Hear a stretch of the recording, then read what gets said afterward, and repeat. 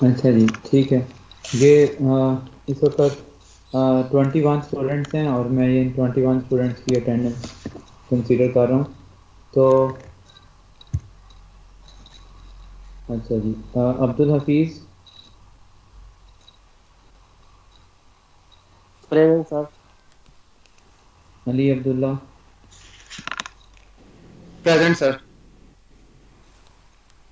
हाफिज़ मुसद्दिक रफ़ीक।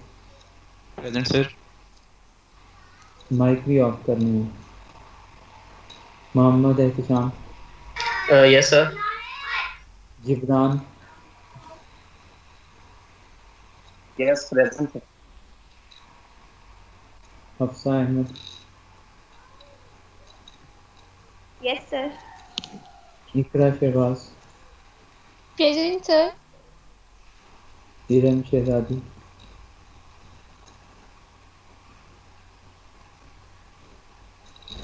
जी sir. Iram Ghafoor,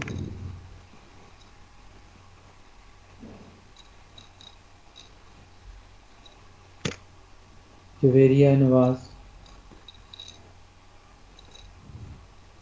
present sir.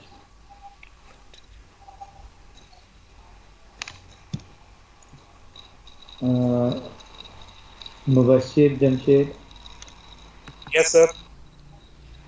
Mohammad Aslan Ejaz, present sir. Mohammad Bilal, present sir. Mohammad Javed,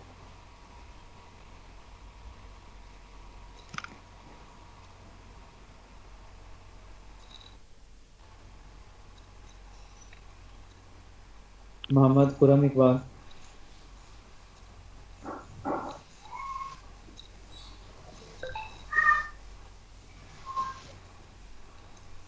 Khurram Iqbal,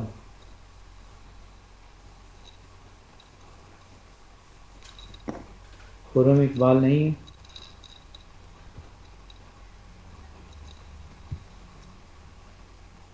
ये मैं रिमूव करता जा रहा हूँ, जो नहीं बोल रहे वो दोबारा लॉगिन ना हो please.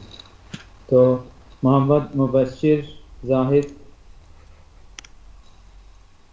Yes sir present. Mohammad Zahid, sorry Mubashir Zahid हो गया।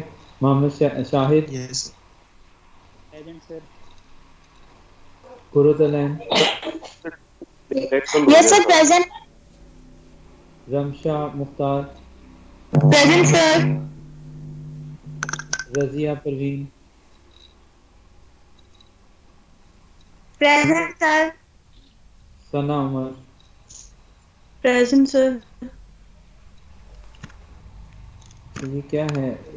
श्याम सारा, सर ये जी सर क्या से नाम? आम ज़ारा इधर स्पेलिंग श्याम, मिस्टेक है। अच्छा। Wajid Ali, available sir.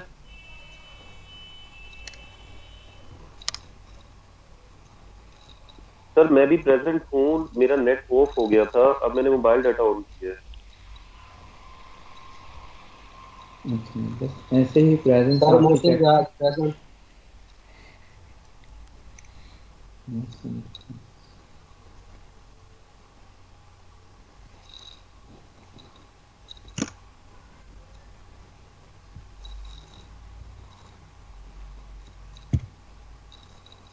Sir जी जी, मिला के प्रेजेंस। Thank you sir. अच्छा जी, अब ये जो आज का जो हमारा टॉपिक है, अपना माइक सर मोहसिन रियाज सर मेरी अटेंडेंस भी लगा लिस्ट में नाम नहीं है। सर मेरा नाम भी नहीं आया, फहद अली। फाहद अली नजीब, तो फिर आप बाद में लॉगिन किया होगा ना। तो फाहद अली नजीब ठीक है। मोहसिन रियाज, मैंने बोला तो था मोहसिन रियाज। जी सर। सर नेट का इशू था इसलिए बार बार डिस्कनेक्ट। अब तो नहीं है ना इशू? नहीं सर अभी तक तो चल रहा है। तो चलें ठीक है। तो अब हम जो है इसे स्टार्ट करते हैं अपनी क्लास को। और यहाँ पर जो लास्ट टाइम हमने जो टॉपिक पढ़ा था वो प्लस ऑपरेशन और प्लेयर था। ये टॉपिक यहाँ तक हो गए थे कंप्लीट, ये भी टास्क हमने कर लिए थे। और यहाँ पर इसने ये रिकर्सिव डेफिनेशन पर थे, यहाँ तक कर लिया था हमने, बताएं। जी सर, ये कर लिया था। अच्छा, तो अब जो है हम इस यहाँ पर रिकर्सिव डेफिनेशन पर हैं। देखें, लैंग्वेज को डिस्क्राइब करने के या डिफाइन करने के 4 मेथड्स हमने जो है वो देखे थे। डिस्क्रिप्टिव डेफिनेशन, जिसमें हमने देखा कि हम हम अपनी लैंग्वेज में लैंग्वेज को डिफाइन कर सकते हैं। उसका प्रॉब्लम वही था जो लैंग्वेज का प्रॉब्लम होता है, ambiguity, ambiguous, not precise definition. तो सेकंड हम जो है वो रिकर्सिव डेफिनेशन है, फिर हमारे पास रेगुलर एक्सप्रेशन है, और फिर हमारे पास जो है वो लैंग्वेज को डिफाइन करने का फोर्थ वे फाइनाइट ऑटोमेटन है। तो इन जो है वो 4 तरीक़ों से हम लैंग्वेज को डिफाइन जो है वो कर सकते हैं। तो आज हम जो है वो सब जो सेकंड मेथड है रिकर्सिव डेफिनेशन, वो जो है वो पढ़ेंगे। रिकर्सिव डेफिनेशन में हमारे पास जो है वो क्या होता है, जैसे हम रिकर्सिव फंक्शन जो है वो कॉल करते हैं, ऐसे ही हमारे पास जो है ये रिकर्सिव डेफिनेशन जो है वो होती है। अच्छा, रिकर्सिव फंक्शन क्या होता है? जो अपने आपको ही कॉल करे, आइटरेशन फॉर्म में। अच्छा, और उसमें क्या क्या होता है, उसके कंटेंट्स क्या होते हैं? एक तो वो अपने आप को खुद कॉल करता है, और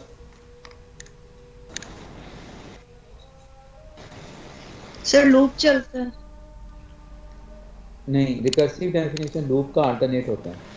तो लूप का यूज़ अगर आप ना करना चाहें तो आप रिकर्सिव वे में फंक्शन अपने आप को कॉल करता रहता है, उस तरह भी जो है वो आप प्रोग्राम बना सकते हैं। तो इससे आप ये कह सकते हैं कि लूप का अल्टरनेट है। अच्छा, रिकर्सिव फंक्शन का एक और इम्पॉर्टेंट कंपोनेंट होता है, कंटेंट होता है, जो कि हर रिकर्सिव फंक्शन में होता है लाजमी तौर पर। वो क्या होता है?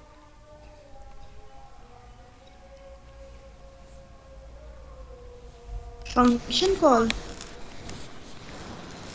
वो तो होगी बात में।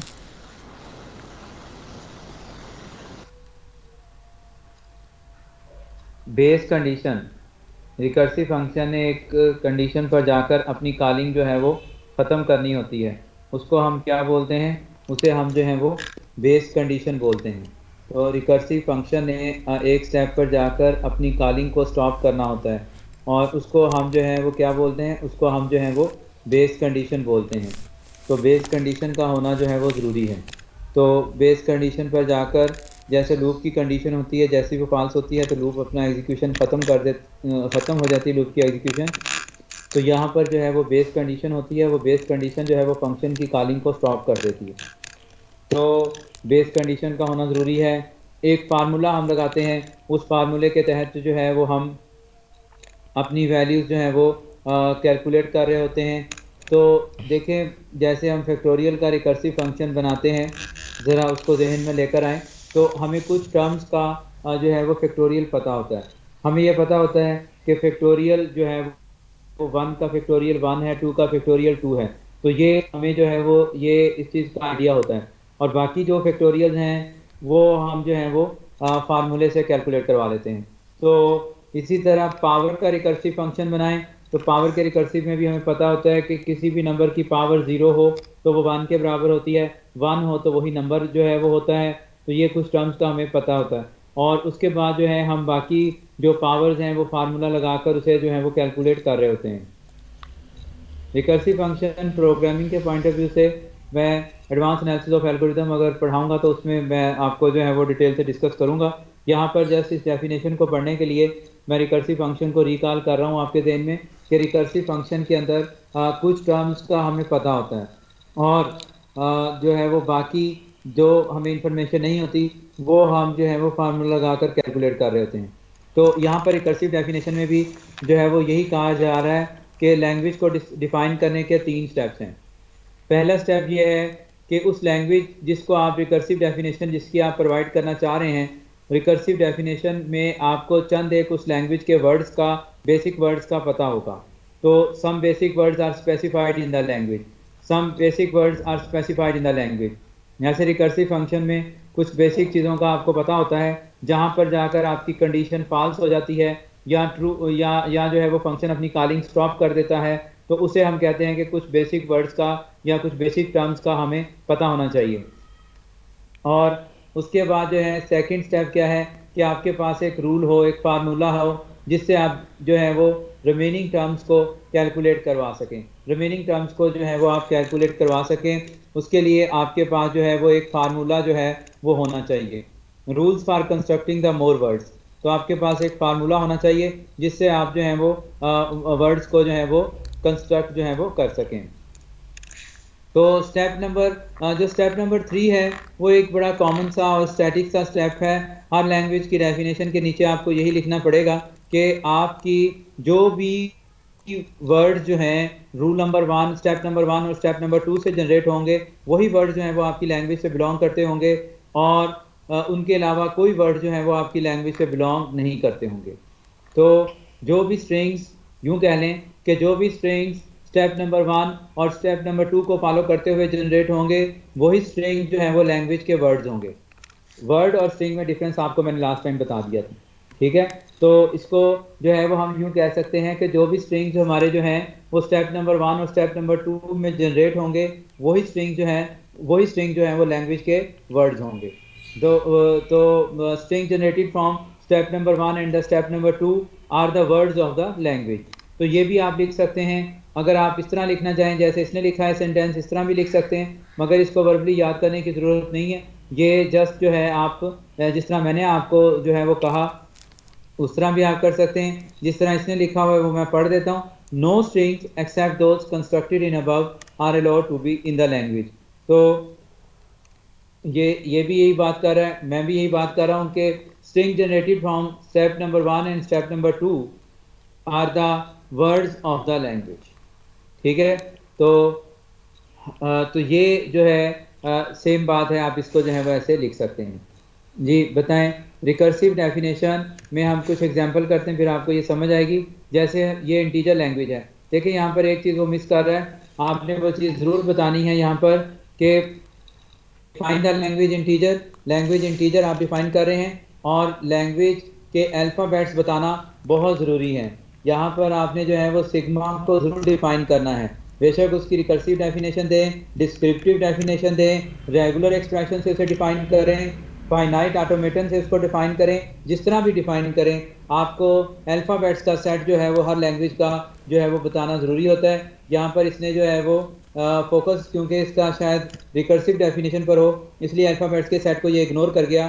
तो यहाँ पर अल्फ़ाबेट्स का सेट जो है वो क्या है, माइनस होगा अल्फ़ाबेट का सेट, कॉमा, क्योंकि ये इंटीजर लैंग्वेज है, 1 होगा, 0 होगा, और उसके बाद जो है 1 होगा, ठीक है, और 2 होगा, अल्फ़ाबेट का सेट में 2 भी होगा, 3 भी होगा, इस तरह 9 तक जो है वो आपके जो है वो डिजिट जो हैं वो यहाँ पर अल्फ़ाबेट के सेट में जो है वो अवेलेबल होंगे। 4 होगा, 5 होगा, ठीक है जी, और 6 होगा। तो इस तरह आपके जो हैं वो 9 डिजिट जो हैं वो यहाँ पर अवेलेबल होंगे। 7 होगा, तो ये आपके पास जो हैं वो डिजिट्स यहाँ पर जो है वो अवेलेबल होंगे। तो ये होगा, और इसी तरह ये लास्ट में 9 होगा। तो माइनस भी आएगा क्योंकि इंटीजर लैंग्वेज माइनस में भी जा सकती है और पॉजिटिव में भी जा सकती है। तो ये इसके अल्फ़ाबेट्स का सेट होगा। इसमें हमें पता है कि 1 is integer, 2 is integer, 0 is integer, ठीक है। ये चंद एक टर्म्स का हमें पता है, तो वो हम यहाँ पर लिख देंगे। ज़रूरी नहीं कि सिर्फ आपने 1 ही लिखना है, आप लिख सकते हैं 1 is integer, 2 is integer, 3 is integer. और स्टेप नंबर 2 में आपने एक फार्मूला डेवलप करना है, उसके थ्रू इसकी रिमेनिंग टर्म्स को जो है वो डिफाइन किया जाएगा, जो है वो जनरेट किया जाएगा इस लैंग्वेज से। तो रिमेनिंग टर्म्स को जो है वो जनरेट किया जाएगा इस लैंग्वेज से। और ये प्लीज़ ज़रा अपना माइक आपने ऑफ रखना है, इस माइक को उसी वक्त ऑन करना है जब आपने कोई क्वेश्चन करना है, अदरवाइज़ आप इसको काइंडली ऑन ना कीजिएगा, मेहरबानी होगी, उससे डिस्टर्बेंस होती है, ठीक है। तो हाँ, अगर क्वेश्चन करें तो ज़रूर माइक ऑन करें। स्क्रीन मेरी सबको शो हो रही है, आपके नेट की प्रॉब्लम है? जी सर, हमें शो हो रही है जी। सर पहले हो रही थी, अभी गायब हुई है। जिस तरफ नेट स्लो होता है, जब नेट के सिग्नल स्लो होते हैं तो स्क्रीन शो नहीं होती। ठीक है, अपने नेट के सिग्नल्स को चेक करें और उसकी स्पीड को चेक करें।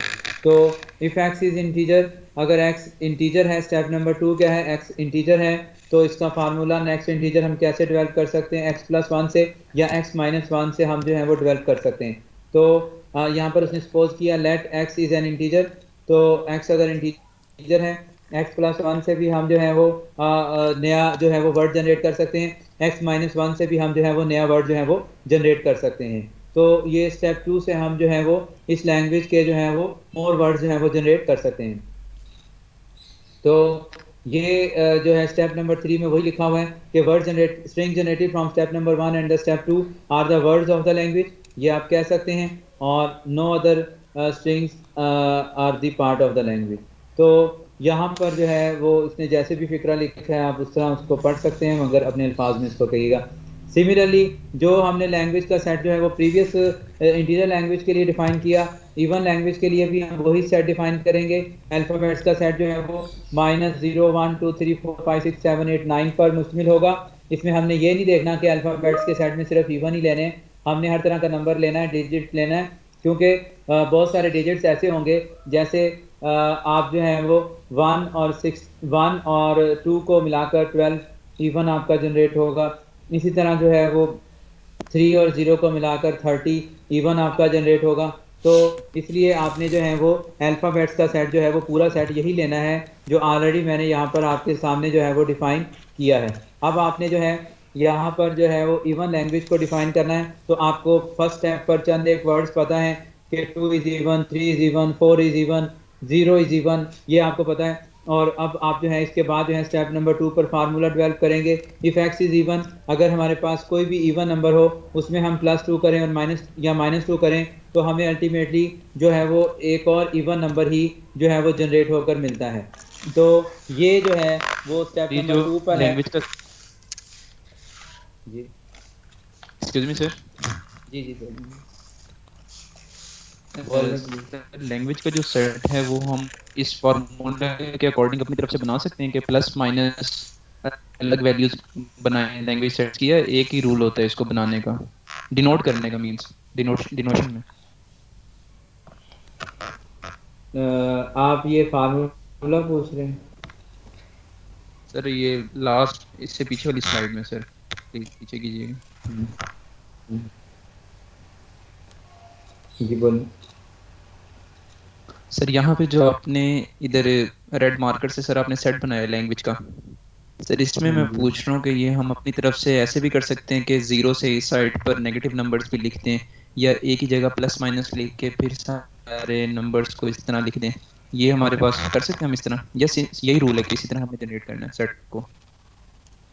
देखें, ये लैंग्वेज का सेट नहीं है, पहली तो ये बात करेक्ट कर लें। किस चीज़ का सेट है बताएं आप में से कोई भी? सर ये अल्फाबेट इंटीजर, सर इंटीजर का सेट है, सर इंटीजर का सेट है, ये अल्फाबेट्स का सेट है, अल्फाबेट्स का सेट है। हर लैंग्वेज के अल्फाबेट्स होते हैं। इंटीजर इज द लैंग्वेज, ठीक है। लैंग्वेज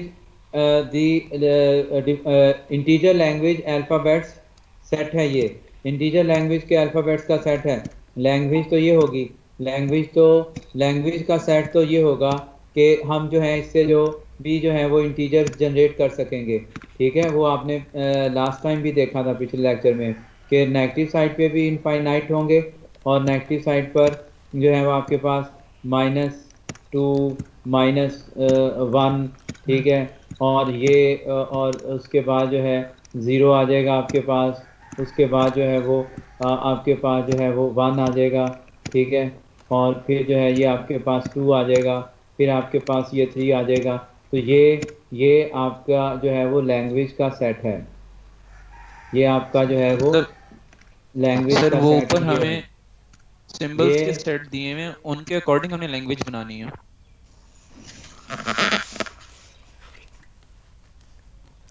यार आपने पहला लेक्चर नहीं लिया?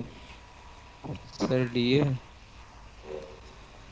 फिर सर मेरी बात सुनिए, देखिए मुझे थोड़ा सा अफसोस ये हो रहा है, मैंने स्टूडेंट के जवाब में मुझे कोई मसला नहीं होता, मैं इसे ये ना समझिएगा कि मैं गुस्सा हो रहा हूँ, मुझे ये अफसोस हो रहा है कि आपको पहले लेक्चर में हमने सारे अल्फ़ाबेट्स पढ़े, हमने यही बात कही कि हर लैंग्वेज जो है वो अल्फ़ाबेट्स के सेट पर मुश्तमिल होगी, फिर आप उसको स्टडी नहीं करके आए।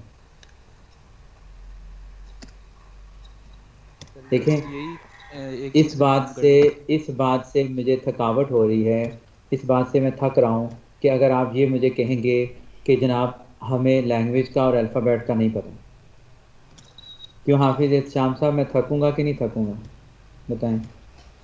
हाँ जी सर बिल्कुल।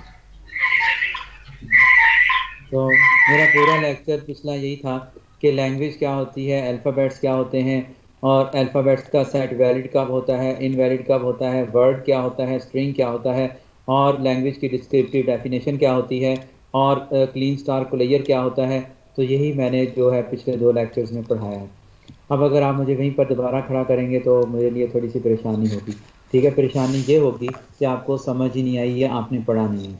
ठीक है, तो देखें, हर लैंग्वेज जो होती है, आप इंग्लिश, उर्दू, अरबी पढ़ते हैं तो उसमें भी अल्फ़ाबेट्स का सेट है।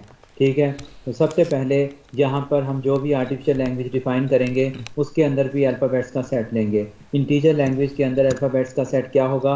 अल्फ़ाबेट्स का सेट जो है वो ये होगा, ये वाले सिंबल जो हैं वो अल्फ़ाबेट्स होंगे इंटीजर लैंग्वेज के। फिर इंटीजर लैंग्वेज को बनाने का रूल क्या है? ये इंटीजर लैंग्वेज के वर्ड्स को बनाने का, रिमेनिंग वर्ड्स को बनाने का रूल है। हमने जो है ये कह दिया कि 1 इज़ इंटीजर। 1 को अगर हम x की जगह पर रखें तो उसमें जो है वो 1 + 1 होगा, तो क्या होगा? 2 जनरेट होगा, 2 भी इंटीजर होगा। इसी तरह 2 को अगर हम x की जगह पर रखें, उसमें +1 जनरेट करेंगे, +1 करेंगे तो 3 जनरेट होगा, तो 3 भी इंटीजर होगा। ठीक है, इसी तरह अगर हम जो है वो x को की जगह पर 3 रखें और उसमें -1 करें तो 2 जनरेट हो जाएगा। इसी तरह 2 से -1 करें तो हमें जो है वो 1 जनरेट हो जाएगा, तो 1 भी इंटीजर होगा। 1 से अगर हम -1 करें 0 जनरेट होगा, तो 0 भी जो है वो इंटीजर होगा। 1 - 1 करें तो 0 जनरेट होगा, तो 0 भी इंटीजर होगा। ठीक है, और उसके बाद जो है अगर हम जो है वो 2 - 1 करें, अगर हम जो है वो 0 - 1 करें, -1 जनरेट होगा। और जो है इसी तरह हम जो है वो 1 - 1 करें तो -1 - 1 करें, -2 जनरेट होगा। -2 - 1 होगा तो -3 जनरेट होगा। तो इस तरह जो है इस लैंग्वेज के वर्ड जनरेट होंगे। ये जो लैंग्वेज के अंदर हम लैंग्वेज के सेट के अंदर लिखते हैं, ये इस लैंग्वेज के वर्ड्स होते हैं। और जो सिग्मा अल्फ़ाबेट्स को हम सिग्मा से ज़ाहिर करते हैं, जो सिग्मा के अंदर लिखते हैं, ये इस लैंग्वेज के अल्फ़ाबेट्स होते हैं। इन अल्फ़ाबेट सिंबल्स को यूज़ करते हुए हम इस लैंग्वेज के वर्ड्स को जनरेट कर सकेंगे, और कोई हम जो है वो सिंबल यूज़ नहीं करेंगे इस लैंग्वेज के वर्ड्स के लिए। अच्छा जी, तो रफ़ीक साहब कुछ समझ आई आपको बात? जी सर क्लियर हो गया, थैंक यू सर। नहीं, नाराज़ ना होना, मैं वैसे बात कर रहा हूँ कि यार देखो ये चीज़ क्लियर है तो बताओ, ठीक है ना? अगर नहीं क्लियर तो कोई मसला नहीं, हम दोबारा से स्टार्ट कर लेते हैं। नहीं सर क्लियर है, बस वो अल्फ़ाबेट्स और उसमें थोड़ा सा कंफ्यूज हो गया था, बट सर अब क्लियर है, थैंक यू सर। अच्छा, तो ये जो है हमारे पास जो है इवन लैंग्वेज की बात इसी तरह उसने की, तो इवन लैंग्वेज का भी वही अल्फ़ाबेट होगा जो मैंने आपको बताया। यहाँ पर आपने सपोज करना है x इज़ इवन, कोई भी इवन नंबर हो उसमें +2 करें और या -2 करें तो उस इवन उसके जो हैं वो वर्ड्स जनरेट होंगे।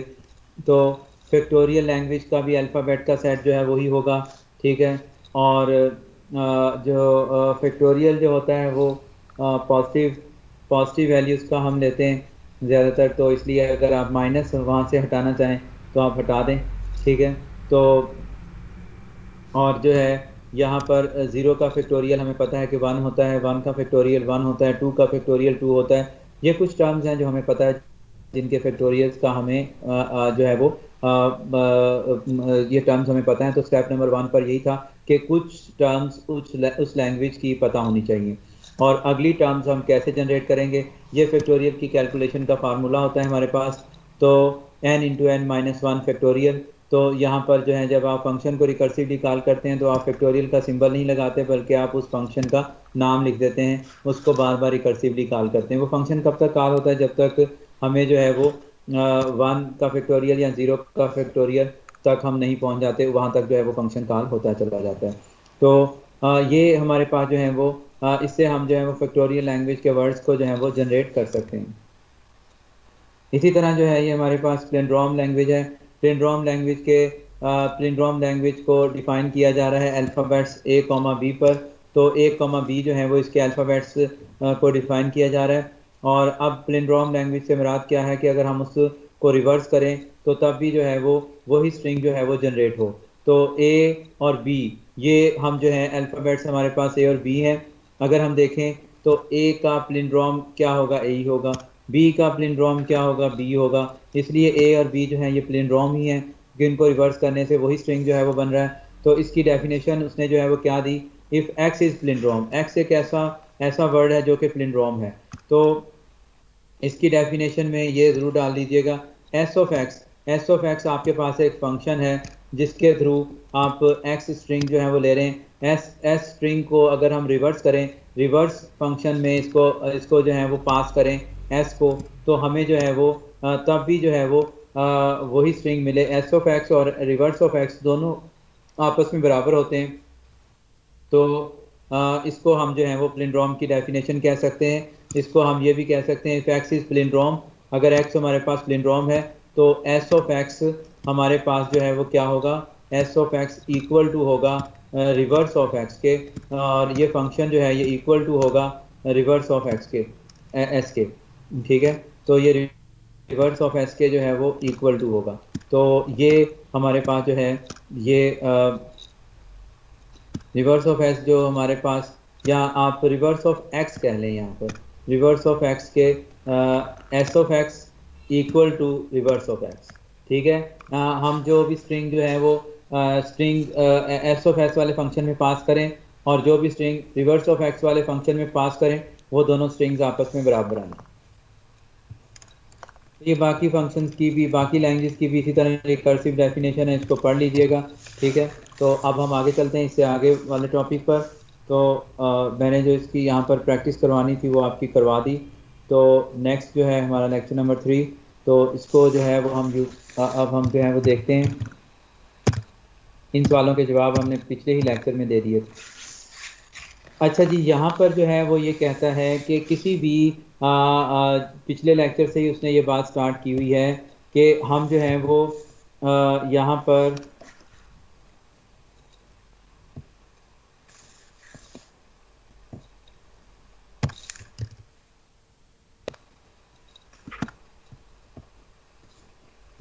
जो है वो उसने ये बात स्टार्ट की है कि अगर हम जो है मैं पीछे चलता हूँ, अब वो रेगुलर एक्सप्रेशन की तरफ जो है वो आ रहा है। तो यहाँ पर ये वो बात कर रहा है कि हम क्लीन स्टार क्लेयर किसी भी अल्फ़ाबेट का भी ले सकते हैं, किसी भी चीज़ का हम क्लीन स्टार क्लेयर ले सकते हैं। अगर हम किसी अल्फ़ाबेट के ऊपर जो है क्लीन स्टार क्लेयर लगा देंगे, A स्टार लिख देंगे, तो किसी अल्फ़ाबेट के ऊपर हम A स्टार लिख देंगे, तो उससे मुराद क्या होगा, ये शायद मैंने लास्ट टाइम भी आपको बताया हो, अगर चले नहीं बताया तो मैं बता देता हूँ।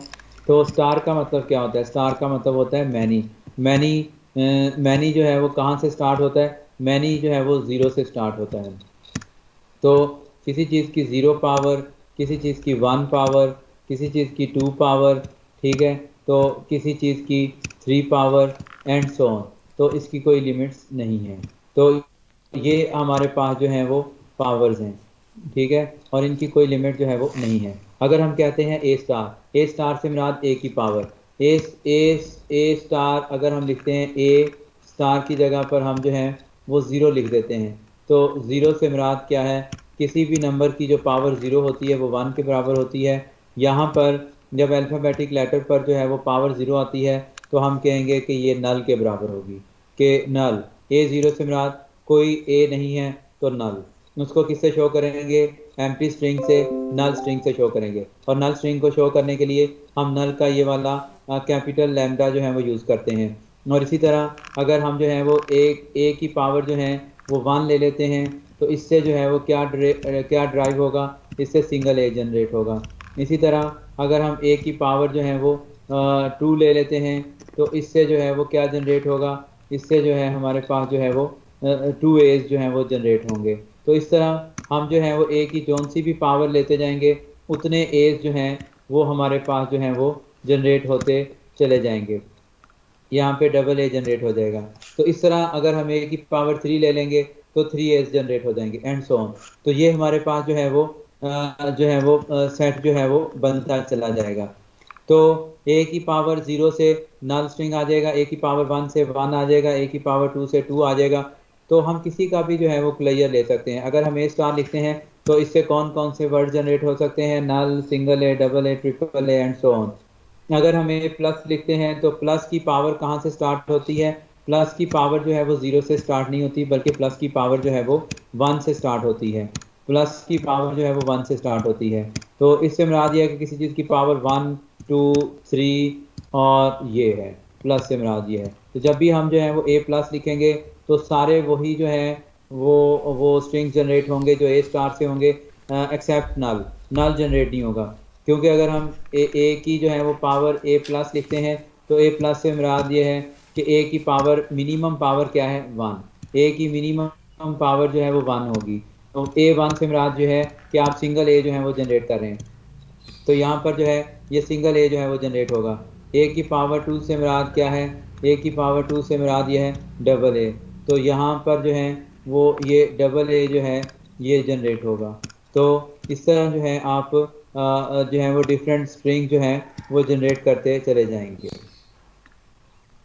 सर तो फिर ठीक है यहाँ एल्विन के सेट में लैम्डा क्यों दिया हुआ है जब आपने कहा कि यहाँ पे पॉजिटिव नंबर होगा, मतलब लैम्डा नहीं होगा। तो एल्विन कहाँ में पे लैम्डा सर ये जो so the language L1 is equal to sir first वाले सेट में L1 लैंग्वेज के लिए जो उसने जो है वो यूज़ किया हुआ ए स्टार को यूज़ किया हुआ। ठीक है, आगे फिक्रा पूरा पढ़ें कि L1 is equal to lambda A comma double A comma triple A and L2 is equal to, L2 language का सेट क्या है, ए है, डबल ए है, ट्रिपल ए है। Can simply be express by, इसको हम एक्सप्रेस कर सकते हैं, किससे हम एक्सप्रेस कर सकते हैं, इसको हम can simply be express by A star and A plus respectively.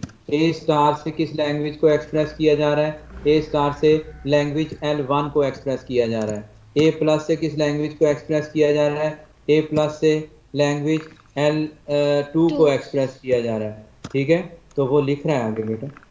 ठीक है सर जी सर। तो ये जो है ये बात जो है वो की जा रही है। तो वो ये कहता है कि जनाब इससे हम अब ये कहते हैं कि ए स्टार और ए प्लस ये दोनों चीज़ें क्या हैं, are called the regular expression. इन दोनों को हम जो है A star and A plus both are called the regular expression. इन दोनों को हम जो है वो क्या कह सकते हैं, रेगुलर एक्सप्रेशन। रेगुलर एक्सप्रेशन कुछ इस फॉर्मेट में होती हैं। रेगुलर एक्सप्रेशन से भी लैंग्वेज को डिफाइन किया जा सकता है।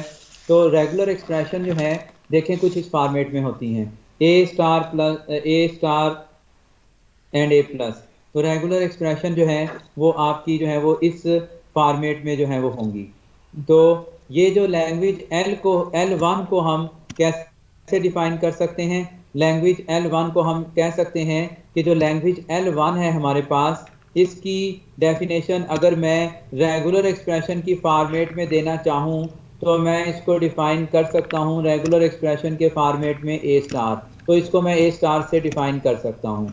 और अगर लैंग्वेज L2 को मैं डिफाइन करना चाहूँ रेगुलर एक्सप्रेशन से तो इस लैंग्वेज को मैं डिफाइन कर सकता हूँ ए प्लस से। तो लैंग्वेज को रेगुलर एक्सप्रेशन से भी जो है वो डिफाइन किया जा सकता है। तो लैंग्वेज को रेगुलर एक्सप्रेशन से भी डिफाइन किया जा सकता है। और बहुत सारी रेगुलर एक्सप्रेशन जो हैं वो एक दूसरे के अल्टरनेट के तौर पर लिखी जा सकती हैं। हमें जो है वो हम रेगुलर एक्सप्रेशन के अंदर अक्सर ए प्लस यूज़ नहीं करते, ए प्लस यूज़ नहीं करते, ज़्यादातर ए स्टार ही यूज़ करते हैं। उसकी रीज़न क्या होती है, देखें ए प्लस का मतलब क्या है। ए प्लस का मतलब यह है कि ए की पावर 0 नहीं होगी, सिंगल ए, एटलीस्ट सिंगल ए जनरेट होगा। अगर ए प्लस ही मैंने लिखना है तो ए प्लस को मैं ऐसे भी लिख सकता हूँ, ए स्टार। क्या मुझे बताएं कि ये डेफिनेशन ए स्टार डेफिनेशन जो है क्या ये ए प्लस के बराबर नहीं है? क्या ये रेगुलर सर इक्वल है। ये देखें, मैं आपको यहाँ पर ये समझाता हूँ कि देखें कि regular expression a plus, regular expression जब हम ए प्लस लिखते हैं, इससे मुराद क्या है? इससे मुराद ये है कि पावर्स, ए की पावर्स कहाँ से स्टार्ट होंगी? 1 से। तो इससे सिंगल ए भी जनरेट हो सकता है, इससे डबल ए भी जनरेट हो सकता है, इससे ट्रिपल ए भी जनरेट हो सकता है, टेट्रा ए भी जनरेट हो सकता है, एंड सो ऑन। अगर मैं इस लैंग्वेज को ए प्लस से जो है वो रिप्रेजेंट करता हूँ, क्या इस लैंग्वेज को मैं इस तरह, इसके लिए ये रेगुलर एक्सप्रेशन नहीं लिख सकता? ए स्टार लिख सकता हूँ, ए स्टार। ए स्टार में आपने क्या किया? सिंगल ए को फिक्स कर दिया। अगर आप ए की पावर 0 ले लेंगे तो यहाँ से नल जनरेट हो जाएगा। तो इससे क्या स्ट्रिंग जनरेट होगा? ए नल। नल जो है वो विजिबल करैक्टर नहीं होता, इसको आप इग्नोर कर सकते हैं। तो एट दी एंड आप क्या इससे जनरेट कर लेंगे? एट दी एंड आप इससे जनरेट कर लेंगे सिंगल ए। जब आपने डबल ए जनरेट करना होगा तो ए स्टार की पावर 1 ले लेंगे तो डबल ए जनरेट हो जाएगा। जब आपने ट्रिपल ए जनरेट करना होगा तो ए की पावर 2 ले लेंगे, तो ए की पावर 2 से 2 ए जनरेट हो जाएंगे, साथ वाला ए मिलेगा, उसके साथ कंकैटिनेट होगा तो 3 ए हो जाएंगे। तो इस तरह वो तमाम स्ट्रिंग जो हैं जो हम ए प्लस वाली रेगुलर एक्सप्रेशन से जनरेट कर रहे हैं, वो ए स्टार वाली रेगुलर एक्सप्रेशन से भी जनरेट करवा पा रहे हैं। तो ए प्लस वाली रेगुलर एक्सप्रेशन को हम ए स्टार की फॉर्मेट में भी लिख सकते हैं, या आप ये भी कह सकते हैं ए स्टार ए के फॉर्मेट में भी लिख सकते हैं। तो इसीलिए ये नोट दे रहा है कि ए प्लस हो या ए स्टार हो या ए स्टार ए हो, तो ये सारी रेगुलर एक्सप्रेशन जो है किस लैंग्वेज की रेगुलर एक्सप्रेशन है? लैंग्वेज L2 की रेगुलर एक्सप्रेशन है। तो रेगुलर एक्सप्रेशन को कई अंदाज से लिखा जा सकता है, और जब आप लोग अपनी रेगुलर एक्सप्रेशन बनाएंगे तो आप में से बहुत सारे लोग कहेंगे ये मेरी रेगुलर एक्सप्रेशन है, आप कहेंगे ये तो डिफरेंट रेगुलर एक्सप्रेशन होंगी, मगर वो इक्विवेलेंट रेगुलर एक्सप्रेशन होंगी। उनकी जो है वो इक्वलेंसी में क्या होगा कि वो रेगुलर एक्सप्रेशन जो है वो इक्वल होंगी, वो सेम लैंग्वेज के वर्ड्स को जनरेट कर रही होंगी, वो सेम लैंग्वेज के वर्ड्स को जनरेट कर रही होंगी। ठीक है, तो वो इक्वल रेगुलर एक्सप्रेशन होंगी, वो सेम लैंग्वेज के वर्ड्स को जनरेट कर रही होंगी। तो ये जो है आपके पास जो है वो रेगुलर एक्सप्रेशन के बारे में जो है ये कहा जाता है कि रेगुलर एक्सप्रेशन जो है वो कब इक्वलेंट होंगी? रेगुलर एक्सप्रेशन जो है वो उस वक्त इक्वल होंगी जब जो है वो रेगुलर एक्सप्रेशन सेम लैंग्वेज के वर्ड्स को जनरेट कर रही होंगी, मगर उनका फॉर्मेट डिफरेंट होगा। अब जैसे आप देखें ए प्लस एक रेगुलर एक्सप्रेशन है, वो लैंग्वेज L2 के वर्ड्स को जनरेट कर रही है। ए स्टार ये रेगुलर एक्सप्रेशन भी लैंग्वेज L2 के वर्ड्स को जनरेट कर रही है। सिमिलरली ए स्टार ए ये भी रेगुलर एक्सप्रेशन जो है वो लैंग्वेज L2 के वर्ड्स को जनरेट कर रही है। तो इनमें से किसी भी रेगुलर एक्सप्रेशन में कोई जो है वो डिफरेंस नहीं है। जी बोलें, बात समझ आई? क्लियर हो गया सर? Yes sir.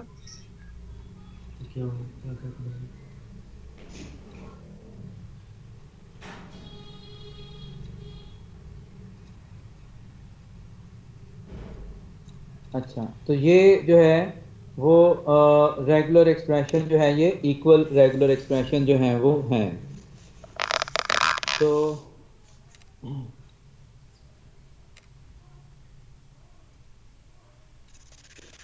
अच्छा, तो अब हमारे पास जो है ये बात आप लोगों को समझ आ गई, मज़ीद भी समझ आएगी। अब हम जो है वो रेगुलर एक्सप्रेशन की रिकर्सिव डेफिनेशन जो है यहाँ पर जो है वो देखते हैं। रेगुलर एक्सप्रेशन की रिकर्सिव डेफिनेशन आपको समझाने के लिए मैं MS वर्ड ओपन कर लेता हूँ ताकि मैं इसकी एग्जांपल्स आपको दे सकूँ। नोटपैड में तो मैं लिखा नहीं जाएगा सही।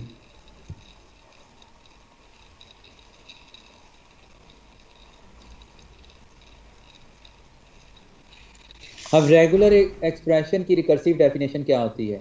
Recursive definition of the regular expression, हम रेगुलर एक्सप्रेशन को एक्सप्लेन करेंगे। रेगुलर एक्सप्रेशन के कंटेंट्स क्या होते हैं? इस डेफिनेशन में हम क्या करेंगे कि रेगुलर एक्सप्रेशन को एक्सप्लेन करेंगे कि रेगुलर एक्सप्रेशन के जो हैं वो कंटेंट्स क्या होते हैं। तो रेगुलर एक्सप्रेशन के कंटेंट्स जो होते हैं उनको हम जो है यहाँ पर जो है वो देखेंगे, उनको उनकी एक्सप्लेनेशन जो है वो हम यहाँ पर प्रोवाइड करेंगे। तो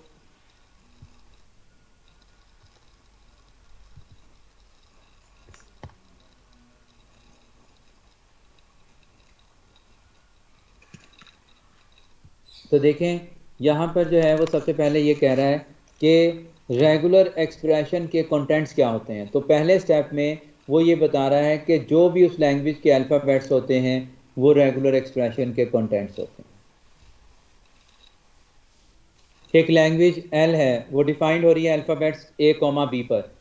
तो इस लैंग्वेज के इसकी अगर मैं रेगुलर एक्सप्रेशन के कंटेंट्स को डिफाइन करूं तो मैं कहूँगा every letter of the alphabets including the null string is the regular expression. Regular expression में इस लाइन को लिखने का मतलब क्या है? इस लाइन को लिखने का मतलब ये है कि जो भी उस लैंग्वेज के अल्फ़ाबेट का सेट होगा, उस अल्फ़ाबेट्स में जो भी लेटर्स होंगे, जो भी सिंबल्स होंगे, वो रेगुलर एक्सप्रेशन में यूज़ किए जा सकते हैं। मसलन मेरे पास कोई सी भी लैंग्वेज एल है, ये मैं MS वर्ड पर लिख रहा हूँ साहब, मेरे पास कोई सी भी लैंग्वेज एल है, इस लैंग्वेज के वर्ड्स का सेट जो है वो किन चीज़ों पर मुश्तमिल होगा? इस लैंग्वेज के वर्ड्स का सेट जो है वो किन चीज़ों पर, किन कंटेंट्स पर मुश्तमिल होगा? एक तो बात ये है। अच्छा, अब ये क्योंकि लैंग्वेज है तो लैंग्वेज जो है वो हमेशा अल्फ़ाबेट्स पर मुश्तमिल होगी, तो यहाँ पर जो है वो हम अल्फ़ाबेट्स जो हैं वो यूज़ करेंगे। तो लैंग्वेज एल के अल्फ़ाबेट्स जो हैं, ये एक दफ़ा मैं अल्फ़ाबेट्स का सिंबल जो है वो यूज़ कर लेता हूँ।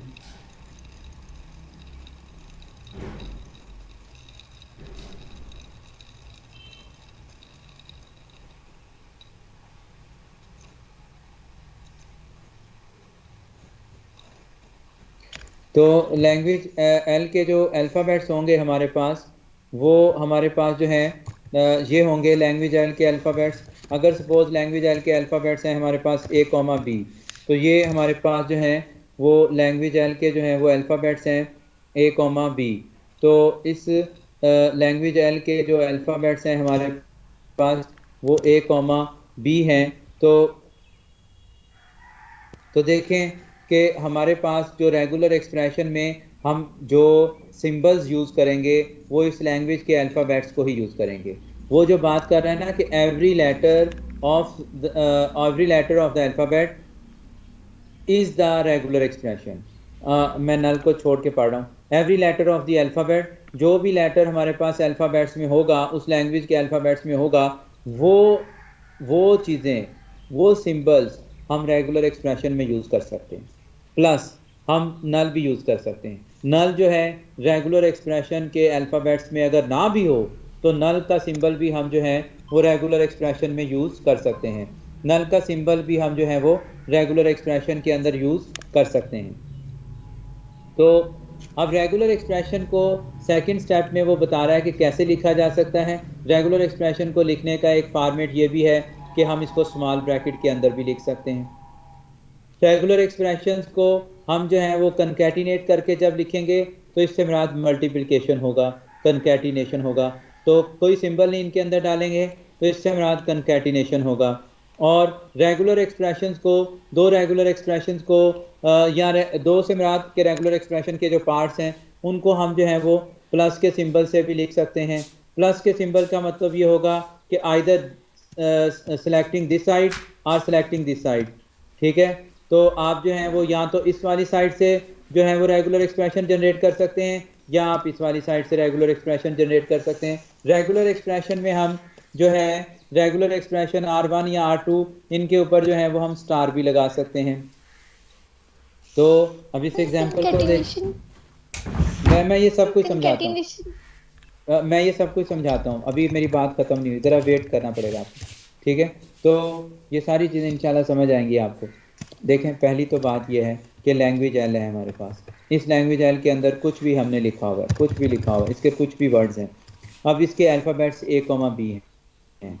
अगर मैं जो है ये कहता हूँ कि इस लैंग्वेज एल के स्ट्रिंग्स को मैंने A प्लस B से जनरेट करना है। A प्लस B का मतलब क्या होगा? ए प्लस बी का मतलब ये होगा या तो इससे ए जनरेट होगा या इससे बी जनरेट होगा, या ए जनरेट करूंगा और या बी जनरेट करूंगा, दोनों बेक वक्त जनरेट नहीं हो सकते।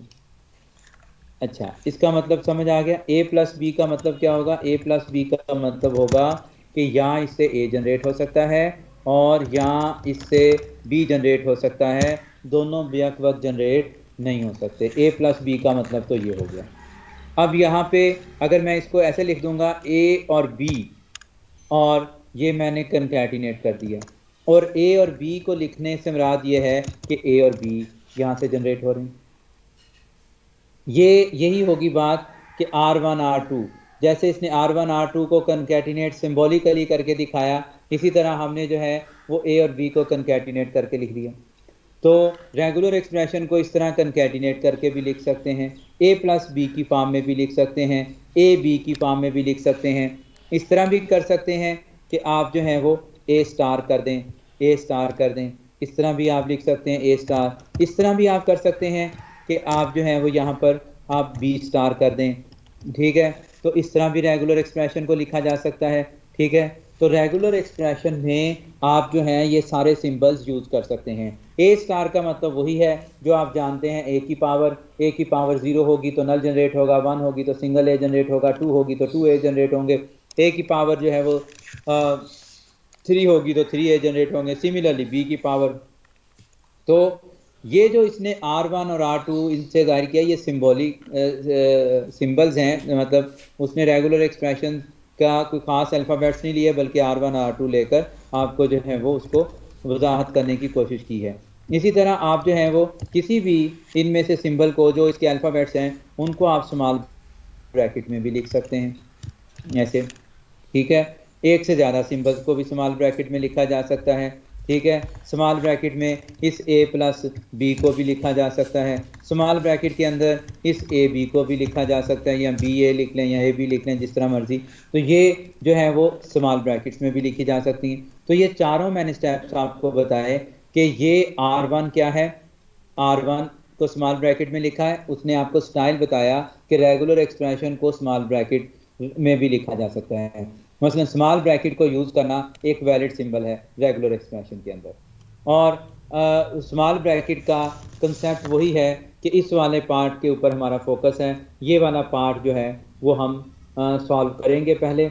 और R1 R2 रेगुलर एक्सप्रेशन को कंकैटिनेशन की फॉर्म में भी लिखा जा सकता है, कंकैटिनेट भी किया जा सकता है, और रेगुलर एक्सप्रेशन को प्लस भी किया जा सकता है, रेगुलर एक्सप्रेशन का कुलैयर भी लिया जा सकता है। देखें यहाँ पर उसने अगर ये कहा ना कि R1 R2 are the regular expression, तो हम R1 R2 रेगुलर एक्सप्रेशन को कहाँ से देख रहे हैं? हम उसके अल्फ़ाबेट से देख रहे हैं। देखें, जो भी आप जो है रेगुलर एक्सप्रेशन लिखेंगे उस लैंग्वेज के अल्फ़ाबेट्स को यूज़ करते हुए रेगुलर एक्सप्रेशन लिखेंगे। आप कभी भी रेगुलर एक्सप्रेशन को उस लैंग्वेज के अल्फ़ाबेट्स को यूज़ किए बगैर नहीं लिखेंगे। हाँ, रेगुलर एक्सप्रेशन की फॉर्मेशन कैसे होगी वो लैंग्वेज की डेफिनेशन पर डिपेंड करेगा, और रेगुलर एक्सप्रेशन के जो कंटेंट्स होंगे वो क्या होंगे, वो उस लैंग्वेज के अल्फ़ाबेट्स होंगे। जी, मेरी बात समझ आई आप? सर जी बोलें।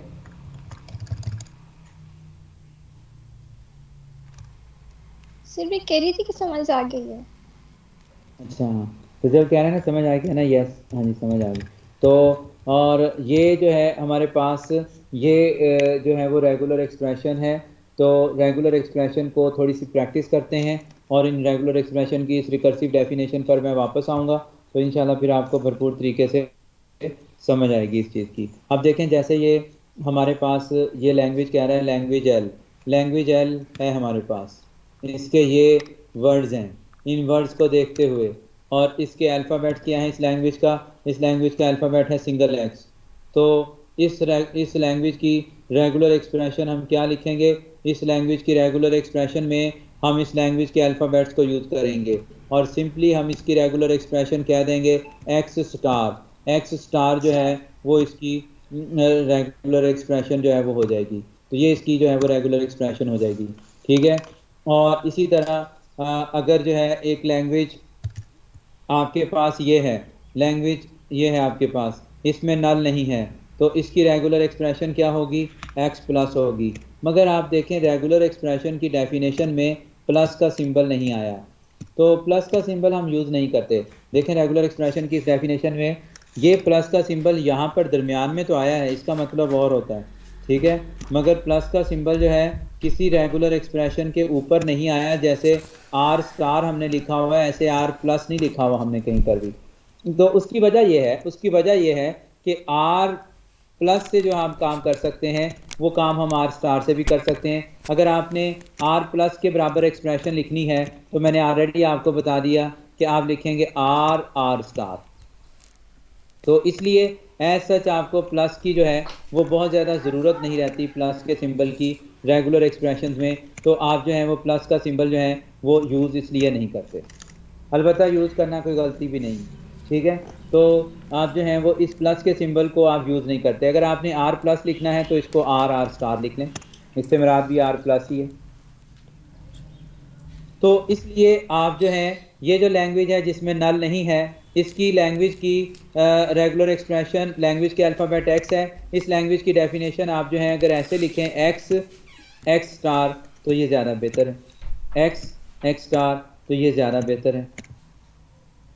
तो इस लैंग्वेज की डेफिनेशन को आप एक्स स्टार की फॉर्मेट में लिखें तो ये बेहतर है, ठीक है। तो ये जो है वो एक्स प्लस का अल्टरनेट है, एक्स प्लस को लिखने का अल्टरनेट एक्स स्टार है। क्यों है ये अब आपको पता चल गया।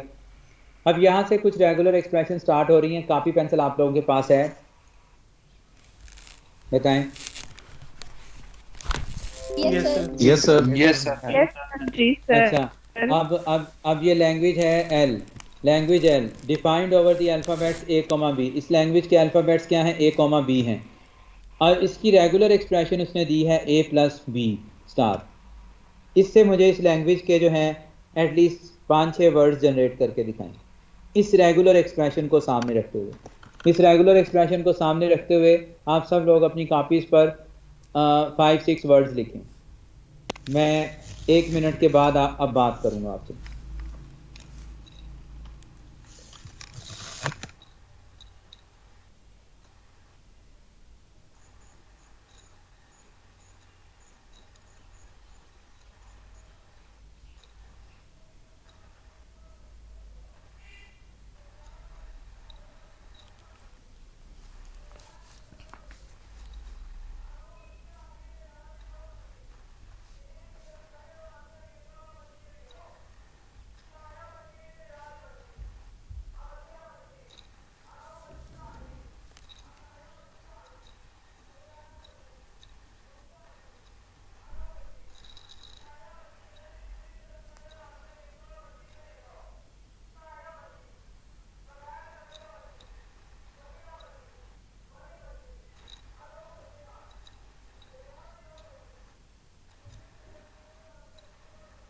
क्या सर?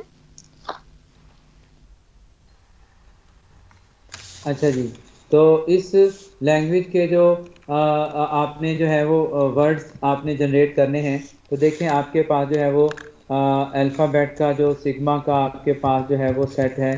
तो सिग्मा का सेट है आपके पास ए कॉमा बी, यही अल्फ़ाबेट का सेट है आपके पास। तो और आपके पास जो रेगुलर एक्सप्रेशन है वो आपके पास है ए प्लस बी, और इसके ऊपर आपने जो है वो स्टार लगा दिया। तो अब आपने इससे जो है वो वर्ड्स जो हैं वो इस लैंग्वेज के जनरेट करने हैं। देखें सबसे पहले तो हम जो है ए प्लस बी में स्टार की पावर 1 लेते हैं।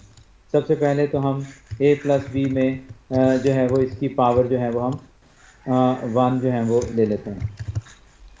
तो इसकी पावर जो है जब हम 1 लेंगे ए प्लस बी की पावर सबसे पहले हम इसकी पावर 0 लेंगे। जब मैं इसकी पावर जो है ये मैंने 0 लिखा है, ओ नहीं लिखा। जब मैं इसकी पावर 0 लूँगा तो 0 से मुराद क्या जनरेट होगा यहाँ से, क्या जनरेट होगा यहाँ से, हाँ जी सेट बनेगा सर जी। तो ये नल जो है यहाँ से जनरेट होगा। तो इस लैंग्वेज का जो सेट है वो साथ साथ जनरेट करते जाते हैं। तो इस लैंग्वेज के सेट के अंदर सबसे पहले तो नल भी आ सकता है, ठीक है जी। उसके बाद उसके बाद जो है अगर मैं इसकी पावर जो है वो 1 ले लूँ, अगर मैं इसकी पावर जो है वो 1 ले लूँ, a प्लस बी की पावर जो है वो हम जो है वो 1 ले लेते हैं। तो ये हम इसकी पावर 1 ले लेते हैं। तो इससे हम जो है वो क्या जनरेट करेंगे, या तो a जनरेट होगा। देखिए प्लस का मतलब होता है आइदर यू चूज a और b, दोनों को बैक वक्त आप चूज नहीं कर सकते। दरमियान में प्लस का मतलब होता है आइदर यू चूज a और b, दोनों को बैक वक्त चूज नहीं कर सकते। जी सर लेकिन ये तो ब्रैकेट के ऊपर नहीं है, इट मींस ये दोनों इकट्ठे एट अ टाइम इंक्लूडेड नहीं है। ब्रैकेट के ऊपर कब है? ये प्लस का सिंबल तो यहाँ पर है, a प्लस बी की पावर 1, a प्लस बी की पावर 1 को क्या आप ऐसे लिख सकते हैं, a प्लस बी लिख सकते हैं? No sir. क्यों? से हम आपने यहाँ पे यस सर लिख सकते हैं। a प्लस बी की पावर 1 लिख सकते हैं सर लिख सकते हैं, ऐसे लिखते हैं सर। a प्लस बी की पावर 1 को आप पावर हटाकर ऐसे भी तो लिख सकते हैं, तब भी तो इससे मुराद यही है कि इसकी पावर 1 है। यस सर ऐसे लिख सकते हैं। जी सर। ठीक है, अब इससे क्या जनरेट हो सकता है, या इससे a जनरेट हो सकता है या इससे b जनरेट हो सकता है। दोनों बैक वक्त जनरेट नहीं हो सकते, या a जनरेट होगा या b जनरेट होगा। प्लस से मुराद ये है कि आइदर हुई सिलेक्ट द साइड a और b। ठीक है, हमने या तो साइड a चूज करनी है या b सिलेक्ट करनी है। तो यहाँ से जो है दो जो है वो वर्ड्स और जनरेट हो गए इस लैंग्वेज के, a कॉमा b।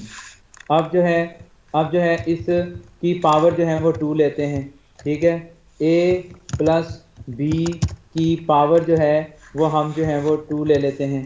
तो यहाँ पर जो है हम a प्लस बी की जब पावर 2 लेते हैं तो इसका मतलब क्या है, इसका मतलब ये है कि a प्लस बी और a प्लस बी, इसको 2 दफ़ा लिख दें। अब ये मैथमेटिक्स वाला स्क्वायर नहीं ले लेना आपने, a square B square plus 2ab, वो नहीं चाहिए हमें यहाँ पर। ठीक है, तो यहाँ पर इसका मुराद ये है कि हमने a को जो है वो a प्लस बी को 2 दफ़ा लिख दिया, a प्लस बी को 2 दफ़ा लिख दिया। यहाँ पर a प्लस बी के स्क्वायर का मतलब क्या है कि a प्लस बी को आप 2 दफ़ा लिख दें। ठीक है, क्योंकि ये अलजेब्रिक एक्सप्रेशन नहीं है।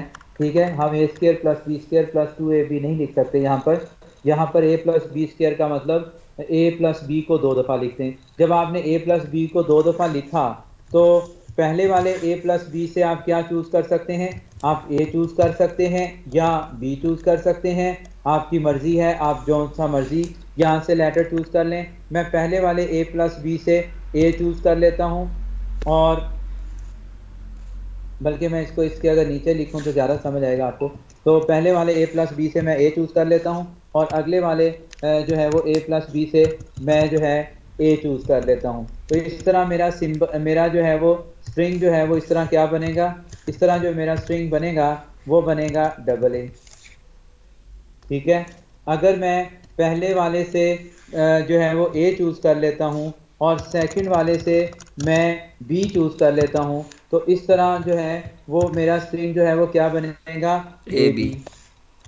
अगर मैं पहले वाले से b चूज़ कर लेता हूँ और दूसरे वाले से मैं a चूज़ कर लेता हूँ, तो इस तरह मेरा स्ट्रिंग क्या बनेगा, इस तरह मेरा स्ट्रिंग बनेगा ba। अगर मैं पहले वाले से जो है वो b चूज़ कर लेता हूँ और दूसरे वाले से भी मैं b चूज़ कर लेता हूँ, तो इस तरह मेरा स्ट्रिंग जो है वो क्या बनेगा, bb। ठीक है, तो इस तरह ये आपके जो है a प्लस बी और a प्लस बी से कितने स्ट्रिंग जनरेट हो सकते हैं, डबल a भी आप जनरेट कर सकते हैं, a b भी आप जनरेट कर सकते हैं, b a भी जनरेट कर सकते हैं, b b भी जनरेट कर सकते हैं। तो ये 4 पॉसिबल स्ट्रिंग्स आप यहाँ से जनरेट कर सकते हैं अगर a प्लस बी की पावर आप 2 लें। तो इससे मुराद ये है कि इस लैंग्वेज के ये भी वैलिड वर्ड्स हैं, डबल a। ठीक है, double a comma A B, तरतीब कोई भी हो सकती है, उससे फ़र्क नहीं पड़ेगा, बी ए और बी बी। तो ये इसके जो हैं वो वैलिड वर्ड्स ये भी हैं। अब अगर इसकी आप पावर जो है वो 3 ले लें, तो पावर 3 लेकर आप इससे जो है वो क्या क्या वर्ड जनरेट कर सकते हैं, ए प्लस बी, क्योंकि स्टार का मतलब पावर है, तो इसकी पावर अगर आप 3 ले लें तो इससे आप जो है वो क्या जनरेट कर सकते हैं। पावर 3 का मतलब पहले इसको समझें कि पावर 3 का मतलब क्या है। पावर 3 का यहाँ पर मतलब ये है कि ए प्लस बी को एक दफ़ा लिखा, ए प्लस बी को दूसरी दफ़ा लिखा और ए प्लस बी को तीसरी दफ़ा लिखा। तो ए प्लस बी को हमने जो है वो 3 दफ़ा लिख दिया।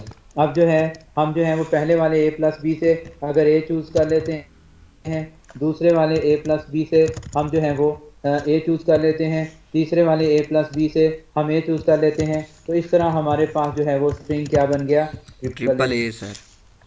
ठीक है। इसी तरह पहले वाले से हम ए प्लस बी से ए चूज़ कर लेते हैं, दूसरे वाले से हम जो है वो ए चूज़ कर लेते हैं और तीसरे वाले से भी हम जो है वो बी चूज़ कर लेते हैं। तो इस तरह हमारे पास जो है वो स्ट्रिंग क्या बन गया, ए बी। ठीक है। इसी तरह जो है इसकी पॉसिबिलिटीज़ 8 पॉसिबिलिटीज़ बनेंगी, तो 8 पॉसिबिलिटीज़ इसकी बनाते जाएं। ठीक है कि पहले वाले से आपने ए चूज़ किया, ठीक है, और सेकंड वाले से अब आपने जो है वो बी चूज़ कर लिया और फर्स्ट वाले से आपने ए चूज़ कर लिया, तो ये आपके पास जो है वो ए बी ए बन गया। और इसी तरह आप जो है वो इसी तरह आप जो हैं वो अगर पहले वाले से ए चूज़ किया है आपने और अगले वाले से आप जो है वो दोबारा जो है वो बी चूज़ कर लें और उससे अगले वाले से आप जो है वो बी चूज़ कर लें, तो इस तरह आपके पास जो है ये क्या जो है वो आ जाएगा, ये आपके पास आ जाएगा ए बी बी।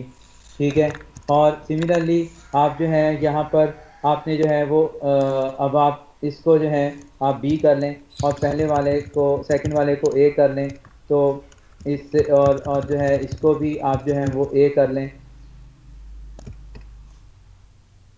इसको भी आप ए कर लें, तो ये आपके पास जो है वो बी ए बन जाएगा। ठीक है। इस तरह आप जो है वो इन 8 पॉसिबिलिटीज़ को जो है वो देखते जाएं। ये बी है और ये आपके पास जो है वो ए हो गया और ये आपके पास जो है वो बी हो गया, तो इसको जो है वो आप देखें कि ये आपके पास जो है वो क्या हो जाएगा, बी ए बी हो जाएगा। तो ये आपके पास जो है वो बी हो गया और ये अब आपके पास बी हो गया और इसको आप जो है वो ए कर लें, तो इस तरह आप जो है वो बी बी ए जो है वो जनरेट हो जाएगा। इसी तरह ये आपके पास बी है और ये आपके पास बी है और ये लास्ट वाला भी आपके पास जो है वो बी हो जाएगा, तो ये आपके पास जो है वो ट्रिपल बी जनरेट हो जाएगा। इसी तरह अब और कोई पॉसिबिलिटी रहेगी? No sir. ये 8 अगर पूरे हो गए हैं तो तमाम पॉसिबिलिटीज खत्म होगी। 1 सर 2 8 हो 3 गए। 4 5 6 7 और 8। ठीक है। तो ये 8 स्ट्रिंग्स ये भी आप बना सकते हैं। ठीक है। तो ये भी इस लैंग्वेज का पार्ट है। ठीक है। तो इस तरह आप जो है देखें कि ये सारे स्ट्रिंग जो हैं वो इस लैंग्वेज का जो है वो पार्ट हैं। और अब आप डॉट डॉट लगा दें, इनफाइनाइट लैंग्वेज है, इसकी पावर मैं सिर्फ समझाने का मकसद ये था कि जब आप जो है वो ए प्लस बी का स्टार कह रहे होते हैं तो उससे मुराद ए प्लस बी की पावर हैं। अगर वो पावर 0 आती है तो ना ए चूज़ होगा ना बी चूज़ होगा, नल जनरेट हो जाएगा। अगर उसकी पावर 1 आती है तो या तो ए जनरेट हो सकेगा या बी जनरेट हो सकेगा। अगर उसकी पावर 2 आती है तो फिर यही 4 पॉसिबिलिटीज़ आप जनरेट कर सकते हैं। ठीक है। और अगर उसकी पावर 3 आती है तो ये 8 पॉसिबिलिटीज़ आप जनरेट कर सकते हैं। जी, बात क्लियर हुई? Yes sir. तो जब भी आपके पास ये वाली रेगुलर एक्सप्रेशन आए ए प्लस बी स्टार का मतलब क्या होता है कि ऑल पॉसिबल स्ट्रिंग्स। ए प्लस बी स्टार का मतलब क्या होता है, ऑल पॉसिबल स्ट्रिंग्स। ठीक है। तो जब ये वाली रेगुलर एक्सप्रेशन आपके पास आए तो इसका मतलब क्या होता है, इसका मतलब होता है ऑल पॉसिबल स्ट्रिंग्स। इससे जो है वो तमाम पॉसिबल स्ट्रिंग जो है वो बन सकते हैं। जब भी बुक वाला कहे या कहीं पे लिखा हुआ हो कि ऑल पॉसिबल स्ट्रिंग्स, कि इसके बाद पहले स्ट्रिंग ऐसे हो और उसके बाद ऑल पॉसिबल स्ट्रिंग्स हों, तो उसके लिए आप जो है वो ए प्लस बी स्टार लिखते हैं। ठीक है। तो इस तरह का जो है वो आप काम जो है वो कर सकते हैं। मसलन आपसे कोई कहे कि जनाब, आपसे कोई कहे कि आपका एक लैंग्वेज है एल उसके अल्फ़ाबेट्स का सेट हमारे पास, अब हर लैंग्वेज के अल्फ़ाबेट्स का सेट A, B ही हम सपोज करेंगे जब तक मैं एक्सप्लिसिटली उसे चेंज ना करवाऊँ। तो एक लैंग्वेज है L defined over the alphabets A, B, और उसका हर जो लेटर है वो A से स्टार्ट हो रहा हो और A के बाद कुछ भी हो, तो मैं क्या लिखूंगा A, और उसके बाद मैं क्या लिख दूंगा all possible strings A plus B star, all possible strings A plus B star. तो उसके बाद जो है वो मैं ऑल पॉसिबल स्ट्रिंग्स में A प्लस B स्टार जो है ये मेंशन जो है वो कर दूंगा आपको। जी जी जी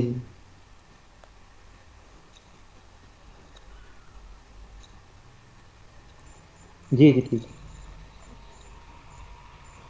मैं ज़रा लेक्चर ले रहा हूँ, मैं फिर आपको चेक करके 3:30 बजे दोबारा फ़ोन करता हूँ। ठीक है, ठीक है, थैंक यू जी।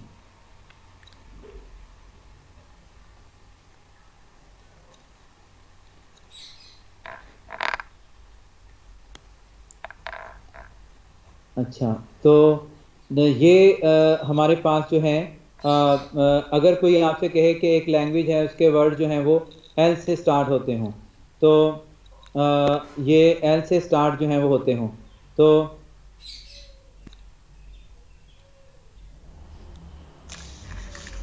सॉरी, अगर मैं ज़रा मेरा ध्यान दूसरी तरफ फोकस हो गया था, तो मैं दोबारा माजूद चाहता हूँ। अगर हमारे पास कोई कहे कि जी हमारे पास लैंग्वेज एल है और ये लैंग्वेज एल है हमारे पास और डिफाइंड ओवर दी अल्फ़ाबेट्स, ठीक है, ये जो है वो डिफाइन ओवर अल्फ़ाबेट, तो ये अल्फ़ाबेट जो है वो इन्हीं अल्फ़ाबेट्स पर डिफाइंड है, ठीक है। तो और इसको हम जो हैं वो कहें कि ये इसी अल्फ़ाबेट के ऊपर जो है वो डिफाइंड है, तो इसमें जो है ईच स्ट्रिंग या each word of language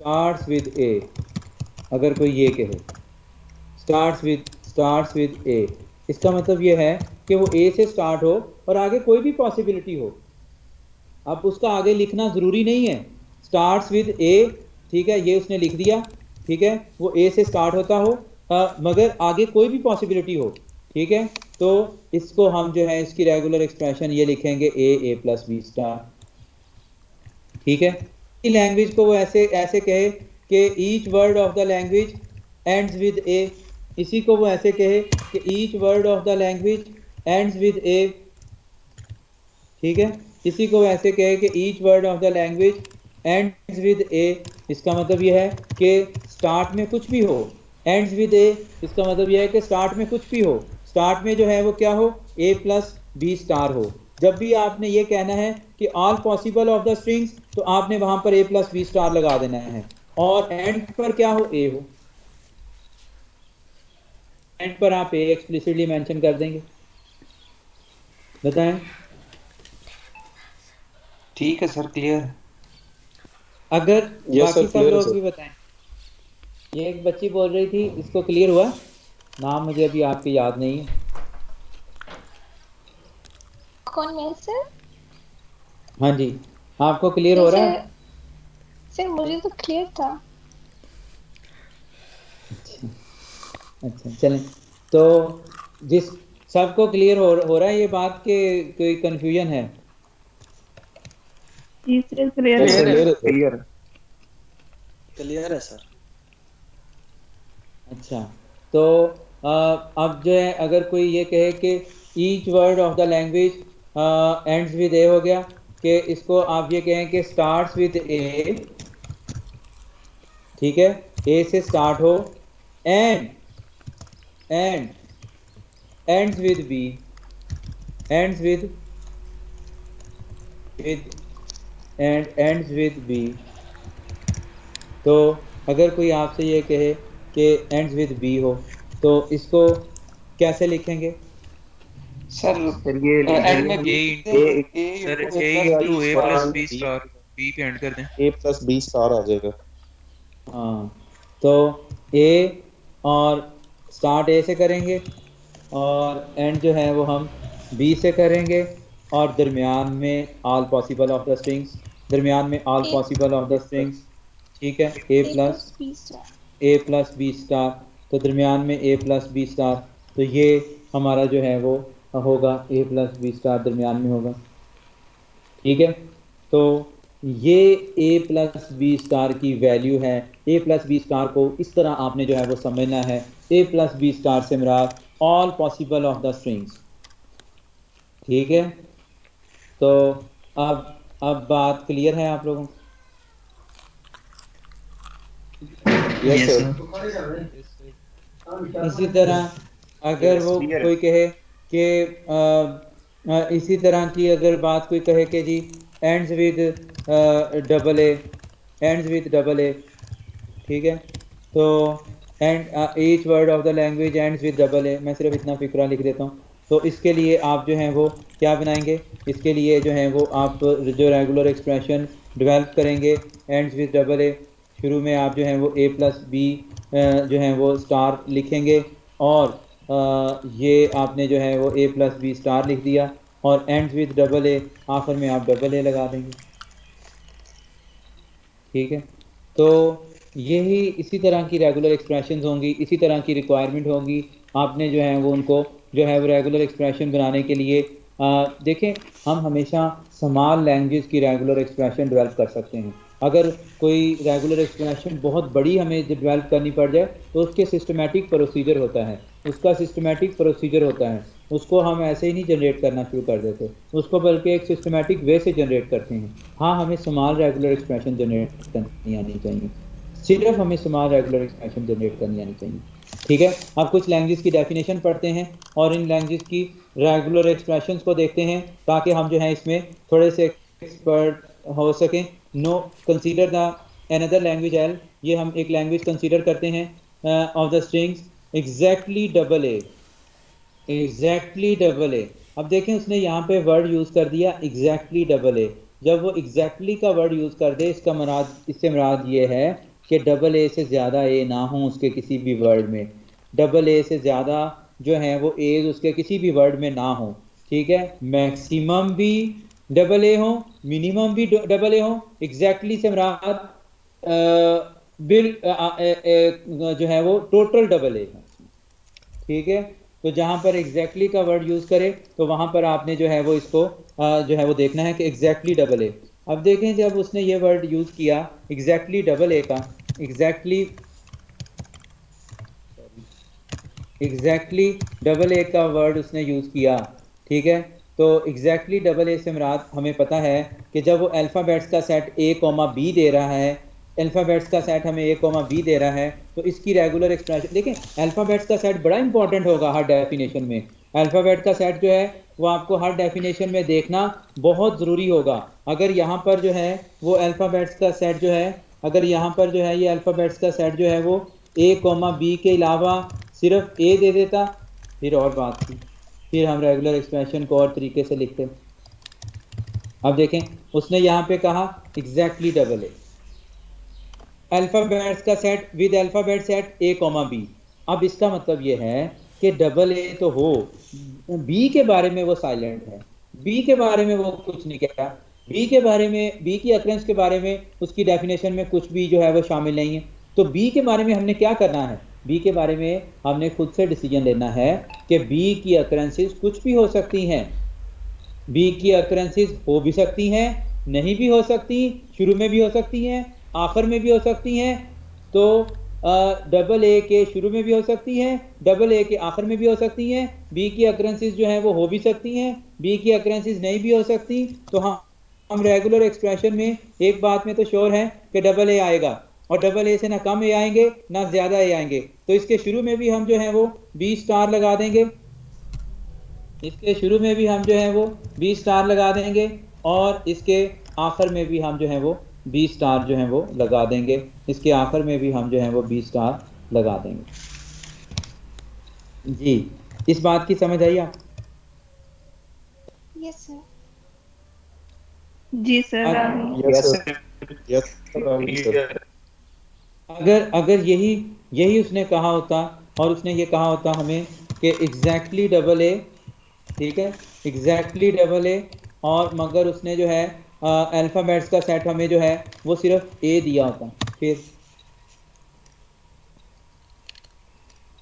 regular expression कैसे लिखते हैं? सर फिर हम सर जस्ट हम सिर्फ डबल ए लिख देते। सर डबल ए का डब स्टेरिक बन जाता। नहीं नहीं ना ना स्टैरिक नहीं ना बन, ना सिर्फ जस्ट स्टैरिक डबल बनने ए से लिख तो देते सर। हाँ स्टैरिक बनने से तो ए ज्यादा हो जाते, जी जी सर। ए ज्यादा या ए कम हो जाते। ठीक है सर तो जी सर ये एग्जैक्टली डबल ए में जो ऊपर अभी हमने इसका बनाया है B asterisk double A B asterisk, तो सर ये भी कंडीशन है कि एग्जैक्टली डबल ए साथ साथ ही होंगे, ऐसे नहीं हो सकते कि बी इनके दरमियान में आ जाए, डबल ए तो रहें। हाँ जी वो उसने दे दिया ना कि एग्जैक्टली डबल ए। ठीक है ना, अगर वो ये जो है वो ना कहता, वो कहता कि एग्जैक्टली टू एज, ठीक है ना, टू एज तो ना दे देता, फिर तो हम दरमियान में भी कह सकते, आखिर में भी कह सकते, फिर आपकी बात ठीक थी, वो भी लिख के देख लेते हैं। ठीक है, समझ आ गई बात। तो ये जो है अब उसने डबल ए का वर्ड यूज़ कर लिया एक्चुअली ना, ठीक है, कंजेक्टिव एज का। अच्छा अब अगर इसमें जो है ये होता तो हम बी स्टार को भी कैंसिल कर देते और इस बी स्टार को भी कैंसिल जी कर सर। देते, सिर्फ डबल ए आता।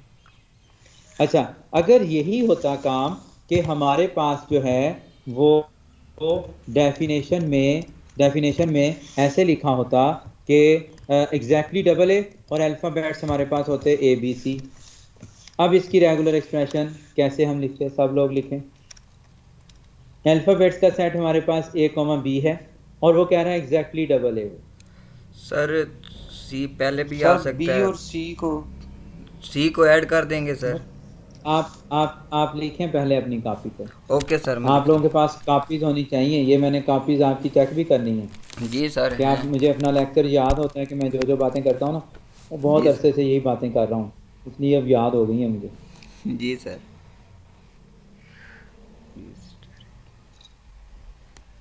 पाकिस्तान भी हार गया। जी सर। हार गया, ये कब जीतेगा? तो इसमें सी को एंड पे लाना है या फर्स्ट पे?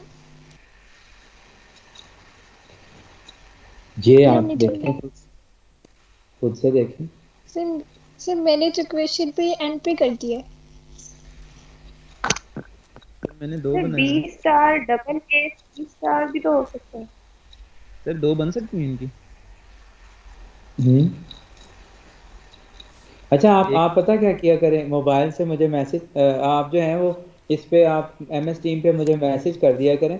अब मैं साथ, पहले मैं मोबाइल नहीं रखता था तो मैं कहता था कि मैसेज मुझे उस पे ना करें, अब मुझे इस पे अलर्ट आता रहता है, मैं देखता रहता हूँ किसका क्या रिप्लाई आ रहा है, क्या सर वो कर रहा था।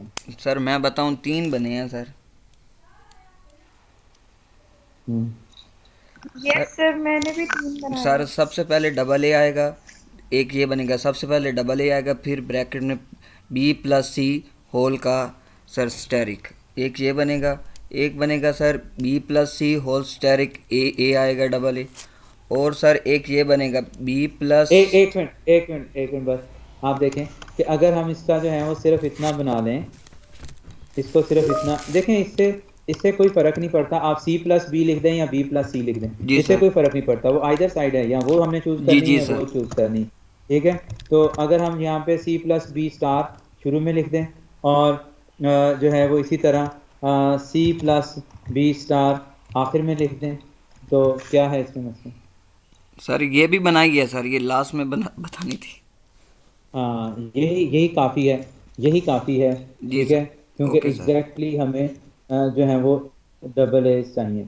अच्छा अगर ये होता कि टू एज चाहिए, टू एज, ठीक है, अगर ये होता कि जी टू एज चाहिए, हम पहले वाली डेफिनेशन से काम शुरू कर देते हैं कि हमारे पास अल्फ़ाबेट्स का सेट जो है वो, यही वाला ले लेते हैं, तो हमारे पास जो है वो एग्जैक्टली का वर्ड ना हो बल्कि ये हो टू एज।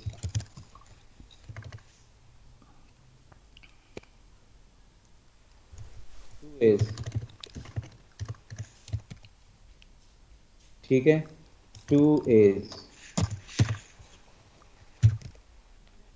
हो, तो टू एज हमें चाहिए हो, तो उससे इस एक्सप्रेशन को हम, और अल्फ़ाबेट्स का सेट हमारे पास ए कॉमा बी हो, तो फिर हम इसको जो है वो कैसे लिखेंगे, इसको हम जो है वो ए टू एज ए के 2 एज चाहिए। अब हम ये नहीं एग्जैक्टली हमें जो है वो 2 एज जो है वो चाहिए, मगर वो डबल एज की फॉर्म में नहीं चाहिए। ठीक है, तो सर जी फिर स्टार्ट ए में, के सेंटर में और एंड में भी आ सकते हैं। जी, इसलिए अब हम जो है वो बी को स्टार्ट में, बी स्टार को स्टार्ट में भी लिख सकते हैं, सॉरी बी स्टार को हम जो है वो यहाँ पर जो है वो स्टार्ट में भी लिख सकते हैं। ठीक है, और बी स्टार को पहले ए के बाद भी लिखेंगे, और बी स्टार को हम जो है वो दूसरे ए के बाद भी लिखेंगे। ठीक है, तो हमें इसकी हर पॉसिबिलिटी जो है अब यहाँ पर मेंशन करनी है।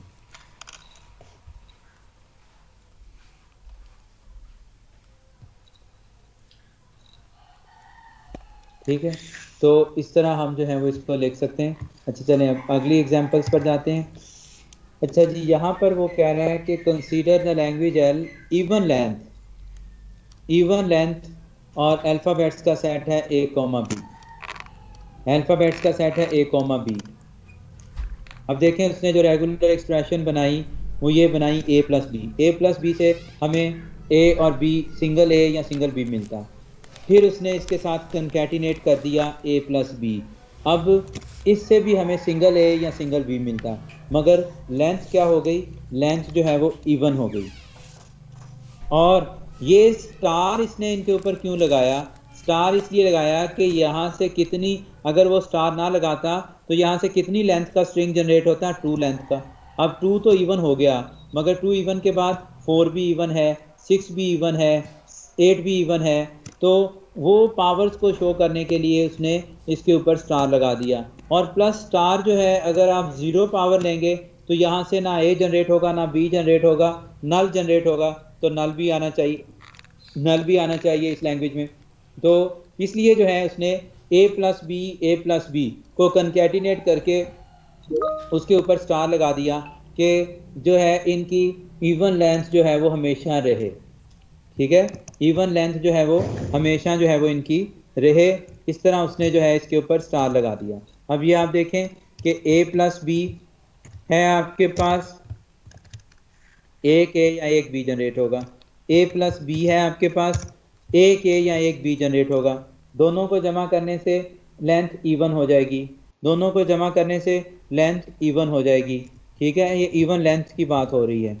और अब जो है अगर इस होल के ऊपर, इन दोनों के ऊपर हम जो है वो स्टार लगा दें तो उससे हमें क्या बेनिफिट होगा, उससे हमें ये बेनिफिट होगा कि स्टार का मतलब पावर है। अगर 0 पावर होगी तो 0 पावर होने से 0 पावर इसी एक्सप्रेशन की, अगर जो है ये यहाँ पर आप देखें कि अगर इसकी जो है वो हम जो है वो कहें कि पावर जो है वो 0 होगी, ये अगर हम इसकी पावर जो है वो ले लेते हैं 0, तो 0 पावर ले लेने से ये जो है वो क्या हो जाएगा, ये हमारे पास जो है वो नल जो है वो जनरेट कर देगा। ठीक है, तो ये हमारे पास नल जनरेट कर देगा। और अगर इसी तरह हमारे पास जो है ये है, इसकी पावर जो है वो हम ले लेते हैं, इसकी पावर हम ले लेते हैं 1, तो अब जो है आप ये देखें कि ये इसकी पावर हमने जो है वो 1 ले ली, तो 1 ले लेने से हमारे पास जो है वो क्या जनरेट हो सकता है, 1 पावर ले लेने से हमारे पास जो है वो इस यहाँ पर इसकी पावर 1 ले लेने से मुराद क्या है, ए प्लस बी और ए प्लस बी। और आप जो है वो इससे क्या जनरेट कर सकते हैं, इससे आप पहले वाले ए प्लस बी से आप जो हैं वो ए या बी जनरेट कर लें, दूसरे वाले ए प्लस बी से भी आप ए या बी इस तरह वही 4 पॉसिबिलिटीज़, और 4 जो है वो double A, double B, A B, B A और बी बी, हाँ बी जो भी है ए बी, तो ये सारे स्ट्रिंग जो हैं वो जनरेट हो सकते हैं। जी सर। तो इस तरह जो है वो इवन लेंथ होगी।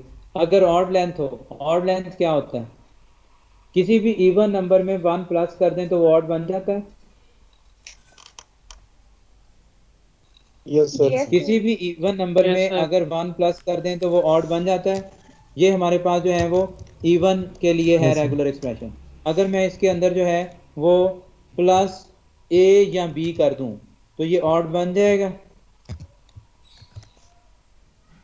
Yes sir.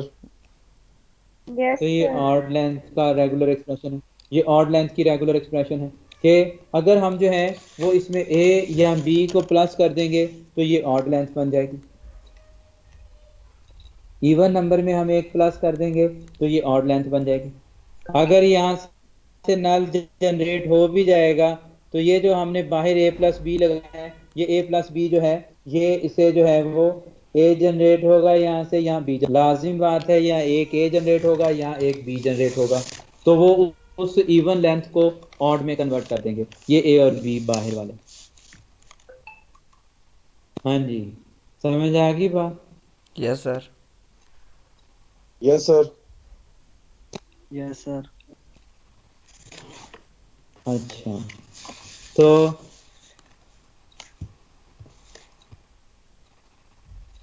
it may be noted that the language can be expressed by more than one regular expression.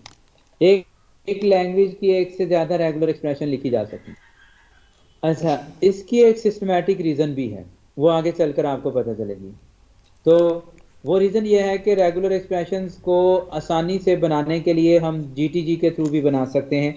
तो उस जीटीजी में हमने स्टेट्स को एलिमिनेट करना होता है, तो हर बंदा जो है वो अपने अंदाज से स्टेट्स को एलिमिनेट कर सकता है, और जब वो स्टेट्स को एलिमिनेट करता है तो रेगुलर एक्सप्रेशन जो है वो डिफरेंट पैटर्न्स में जनरेट होती हैं, मगर उन रेगुलर एक्सप्रेशन का मीनिंग एक ही होता है। जो हमारे पास एक रेगुलर एक्सप्रेशन का मीनिंग होगा वही मीनिंग जो है वो दूसरी रेगुलर एक्सप्रेशन का भी वहाँ पर होगा। तो रेगुलर एक्सप्रेशन का जो है वो मीनिंग जो है वो सेम होगा। तो यहाँ पर इसी नोट को वो अब यहाँ पर वो कह रहा है कि consider the language L defined over the alphabets of the words having at least one A. अब यहाँ पर देखें एग्जैक्टली का वर्ड नहीं यूज हुआ, एटलीस्ट वन ए, कम से कम उसके अंदर एक ए हो, एक से ज़्यादा जितने मर्जी ए हो। तो उसकी रेगुलर एक्सप्रेशन देखें वो क्या लिख रहा है कि दरमियान में ए को फिक्स कर रहा है। ये ए जो है ये फिक्स हो गया, इससे क्या श्योरिटी मिल गई, इससे ये श्योरिटी मिल गई कि कम से कम एक ए जरूर जनरेट होगा। और उसके बाद जो है इस ए से पहले भी वो ए प्लस बी स्टार लिख रहा है और इस ए के बाद भी वो ए प्लस बी स्टार लिख रहा है। तो इससे ऐसी लैंग्वेज जिसमें हम कह रहे हैं कि एटलीस्ट वन ए हो, तो उससे जो है हम इस तरह जो है वो जो है वो एक ए जो है वो जनरेट कर सकते हैं। सर ये इस तरह समझ आ भी तो गई बन बात? सकती है कि अगर ए पहले आ जाए और ये दो बाद यस में आ जाए। सर। अच्छा जी, अब जो है सेकंड जो है वो क्या है, consider the language defined over the alphabets A comma B of the words having at least one A and one B. अब देखें वन ए और वन बी ज़रूरी है, और इससे एक से ज़्यादा ए और एक से ज़्यादा बी भी हो सकते हैं। तो उसने जो है वो क्या किया, इसके लिए एक सिंगल ए लिया, उस सिंगल ए के शुरू में भी ए प्लस बी स्टार लगा दिया, उस सिंगल ए के आखिर में भी ए प्लस बी स्टार लगा दिया। एक सिंगल बी लिया, उस बी के शुरू में भी ए प्लस बी स्टार ये वाला यूज़ हो गया, उस बी के आखिर में भी ए प्लस बी स्टार ये वाला यूज़ हो गया। फिर इसके क्योंकि दो फैशन हो सकते हैं, बी ए बी भी जनरेट हो सकता है इस लैंग्वेज से और बी ए भी जनरेट हो सकता है। तो उसने इसी एक्सप्रेशन को इस फॉर्मेट में भी लिखा कि पहले बी लिखा, बी के शुरू में भी ए प्लस बी स्टार लगा दिया और बी के आखिर में भी ए प्लस बी स्टार लगा दिया। इसी तरह ए लिखा, ए के शुरू में भी ए प्लस बी स्टार लगा दिया और ए के आखिर में भी ए प्लस बी स्टार लगा दिया। तो इस एक्सप्रेशन को उसने जो है दो अंदाज से लिखा।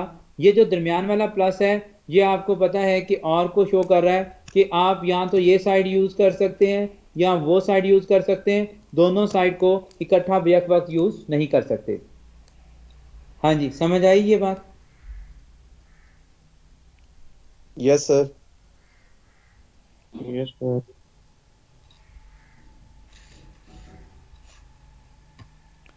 सर बात सुने। तो consider the language L defined over the alphabets A, B of the word starting with the double A and ending in double B. Then its regular expression, वही बात है कि स्टार्ट डबल ए से हो और एंड डबल बी से हो और दरमियान में ए और बी की कोई भी पॉसिबिलिटीज़ हों, तो उसके लिए उसने जो है स्टार्ट में डबल ए रखा और एंड पे डबल बी रखा और दरमियान में ए प्लस बी स्टार रख दिया। ठीक है, तो ये ऑलरेडी हमने जो है वो इस तरह की एक्सप्रेशन की थी। इसी तरह वो कहता है कि वर्ड स्टार्टिंग विद ए तो एंडिंग इन बी, तो वर्ड जो है वो ए से स्टार्ट हो और बी पर जो है वो एंड हो, तो ये जो है वो बात कर रहा है,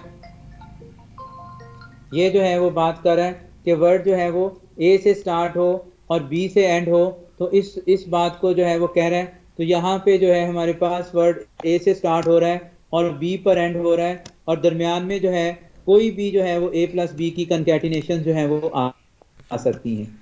तो इसी तरह वर्ड जो है वो बी से भी स्टार्ट हो सकता है और डेफिनेशन में वो कह रहा है कि वर्ड जो है वो बी से भी स्टार्ट हो सकता है और ए पर भी एंड हो सकता है। तो इसको जो है वो बी से स्टार्ट कर रहे हैं, हम ए पर एंड कर रहे हैं और दरमियान में कोई जी समझ आ रही है कि नहीं आ रही? जी सर आ रही है। आ रही है सर जी। जी सर और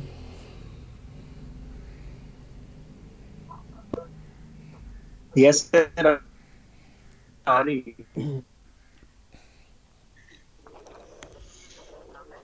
वालेकुम अस्सलाम। ठीक ठाक, थोड़े क्या हाल हैं भाईजान? नहीं भाई मैं क्लास है मेरी, मैं क्लास लेंदा बैठा मेरी तो क्लास ये है जो है वो पॉसिबिलिटी जो है वो हो सकती है। अब उसके बाद जो है ये वो एक टास्क दे रहा है आपको, consider the language defined over the alphabets A comma B of the words beginning with A, its regular expression में बी। तो ये इसकी रेगुलर एक्सप्रेशन है। ठीक है, बिगनिंग विद ये हमने सारी कर ली हैं, पहले भी मैंने आपको बता दी। अब जो है consider the language defined over the alphabets A comma B of the words beginning and ending in the same letter. अब बिगिनिंग और ending in the same letter, इस स्टेटमेंट को जो है वो जरा देखते हैं। चलो मैंने रिगार्ड दसे ना। अब देखें कि वो ये कह रहा है कि beginning and ending in the same letter. चलो ठीक है। तो बिगिनिंग और ending in the same letter से मुराद ये है कि वर्ड ए से स्टार्ट हो और ए पर ही एंड हो। ठीक है, और दरमियान में जो है वो कुछ भी हो, दरमियान में जो है वो कुछ भी हो, ए प्लस बी स्टार। तो दरमियान में जो है वो कुछ भी हो, ए प्लस बी स्टार। ठीक है, और इसी तरह जो है वो कह रहा है कि beginning and ending in the same letter, क्योंकि अल्फ़ाबेट्स ए और बी पर मुश्तमिल है, तो एक पॉसिबिलिटी ये भी हो सकती है कि वर्ड बी से स्टार्ट हो और बी पर ही एंड हो और दरमियान में जो है वो कुछ भी हो, तो यहाँ पर जो है वो ए प्लस बी स्टार। मैं उस तरह एक्सप्रेशन लिख रहा हूँ जिस तरह आपने सोचना है। ठीक है, तो ए प्लस बी स्टार, तो यहाँ पर जो है ये ए प्लस बी स्टार आ गया। अब ये दो पॉसिबिलिटीज़ हैं आपके पास, इन दोनों पॉसिबिलिटीज़ को आपने किससे कंबाइन करना है? प्लस से। प्लस से जब आप कंबाइन करेंगे तो मुराद ये होगा कि आइदर दिस साइड और दिस साइड। तो ये जो है वो beginning and ending in the same letter. अब देखें इस लैंग्वेज में कोई भी सिंगल लेटर जनरेट नहीं हो रहा, सारे डबल लेटर ही जनरेट हो रहे हैं, डबल से ही स्टार्ट हो रहे हैं काम। तो अगर मैं इस लैंग्वेज में बिगिनिंग एंड एंडिंग, अगर इस लैंग्वेज में ए हो या बी हो, तो क्या अगर इस लैंग्वेज का वर्ड देखें, लैंग्वेज का वर्ड क्या ये नहीं हो सकता? सिंगल ए या सिंगल बी इसका वर्ड नहीं हो सकता? मुझे बताएं, सिंगल ए से ही स्टार्ट हो रहा है, ए पर ही एंड हो रहा है। सिंगल बी से ही स्टार्ट हो रहा है, बी पर ही एंड हो रहा है ना? बोले yes sir. Yes sir. Yes sir. तो इस लैंग्वेज का वर्ड है वो ए और बी भी हो सकता है, मगर हमारी ये जो रेगुलर एक्सप्रेशन है ये डबल जो है वो वर्ड्स को तो जनरेट कर रही है, सिंगल को नहीं कर रही। ठीक है, तो इसलिए हम इसके साथ अभी एक और पॉसिबिलिटी को प्लस करेंगे और वो पॉसिबिलिटी हमारे पास क्या होगी? ए प्लस बी वाली, कि ए प्लस बी, ये भी जो है एक पॉसिबिलिटी इसके साथ जो है वो हम प्लस कर देंगे। अब इसकी तीन साइड्स होगी, या तो हम ये वाली इस वाले पार्ट से रेगुलर एक्सप्रेशन जनरेट कर लेंगे, या हम इस वाले पार्ट से रेगुलर एक्सप्रेशन जनरेट कर लेंगे, या हम इस वाले से रेगुलर एक्सप्रेशन जनरेट कर लेंगे। तीनों से बैक वक्त जनरेट नहीं करेंगे, एक पार्ट से रेगुलर एक्सप्रेशन जनरेट होगी, एक पार्ट से वर्ड जनरेट होंगे। ठीक है, एक पार्ट से वर्ड जो हैं वो जनरेट होंगे। ठीक है, तो हम जो हैं वो एक पार्ट से जो है वो वर्ड को जनरेट करेंगे, या तो हम फर्स्ट पार्ट से वर्ड को जनरेट कर लेंगे, या हम जो है वो सेकंड पार्ट से वर्ड को जनरेट कर लेंगे, या थर्ड पार्ट से वर्ड को जनरेट कर लेंगे। जी समझ आ गई बात?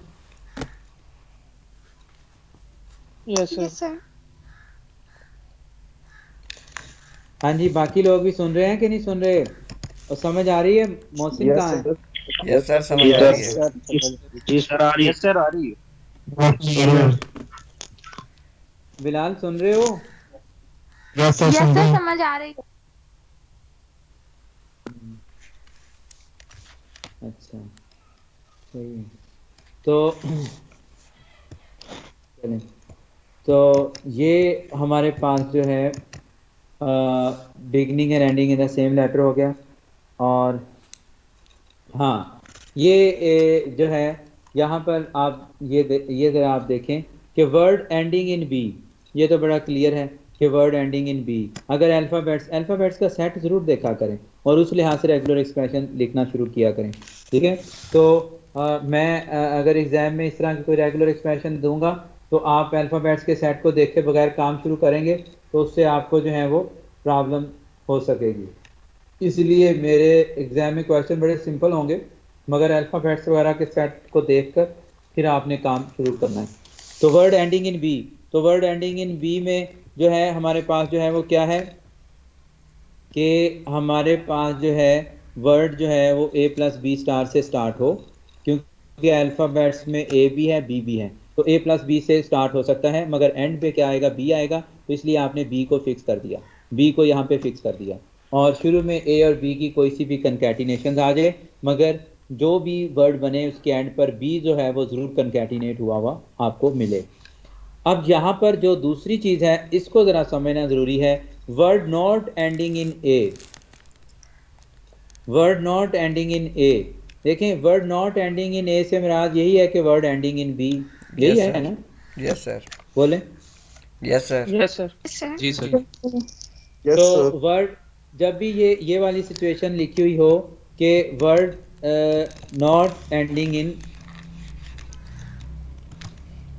जब भी ये वाली सिचुएशन लिखी हुई हो कि word not ending in B, not ending इन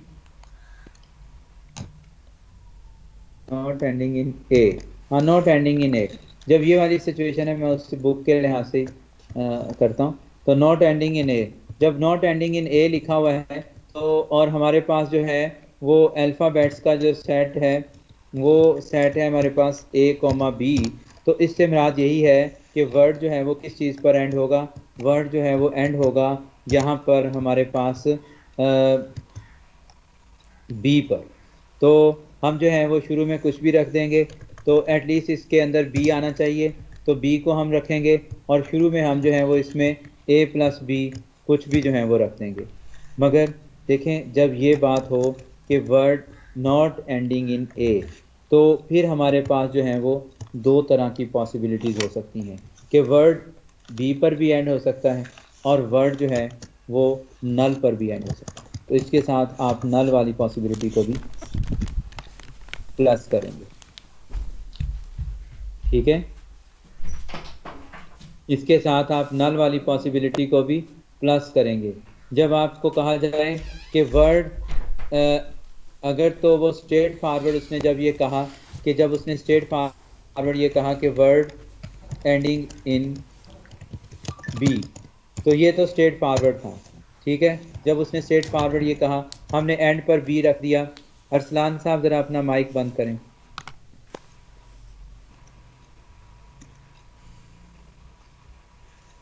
जब वर्ड एंडिंग इन बी उसने कहा तो हमने जो है वो एंड पर बी रख दिया और बी से शुरू में हमने ए प्लस बी स्टार ले लिया, तो इस तरह हमने जो है वो इसे जो है वो परफॉर्म कर दिया। अब जब उसकी स्टेटमेंट चेंज हुई, word not ending in A, not ending in A से मुराद ये है कि वर्ड जो है वो एंड हो सकता है एंड विद बी या word end with null string. ठीक है, वर्ड एंड विद नल, तो इसका मतलब जो है वो ये होता है। तो ये मुझे फोकस करवाना ज़रूरी था। ठीक है, तो अगर लैंग्वेज के जो अल्फ़ाबेट्स का सेट है वो A, B है, तो उसमें हम ये लिखा हुआ हो वर्ड नॉट एंडिंग इन ए, तो इससे मुराद ये है कि अब वर्ड एंड हो सकता है, एंडिंग विद बी भी हो सकता है, एंडिंग विद नल स्ट्रिंग भी हो सकता है।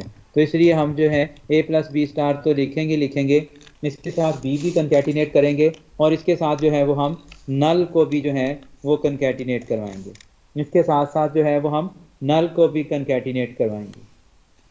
इसी एक्सप्रेशन को आप जो है वो ऐसे भी लिख सकते हैं, ये इसके इक्वलेंट ही एक्सप्रेशन है कि अगर आप इसको जो है वो ऐसे लिख दें, ये एक्सप्रेशन भी इसके जो है वो इक्वलेंट एक्सप्रेशन है कि अगर आप इसको ऐसे लिख दें A प्लस बी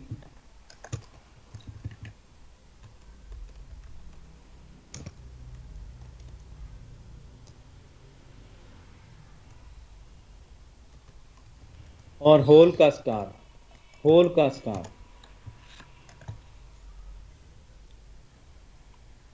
क्या ये दोनों एक्सप्रेशन आपस में बराबर हैं कि नहीं बराबर?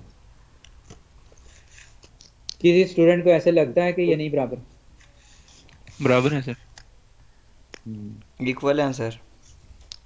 इक्वल है सर। तो ये दोनों अंदाज से हम लिख सकते हैं, ऐसे भी हम लिख सकते हैं, ऐसे भी हम लिख सकते हैं, इससे कोई फर्क नहीं पड़ता। ठीक है, आप दोनों अंदाज से स्ट्रिंग जनरेट करके देखें, सेम स्ट्रिंग जनरेट होंगे। ठीक है,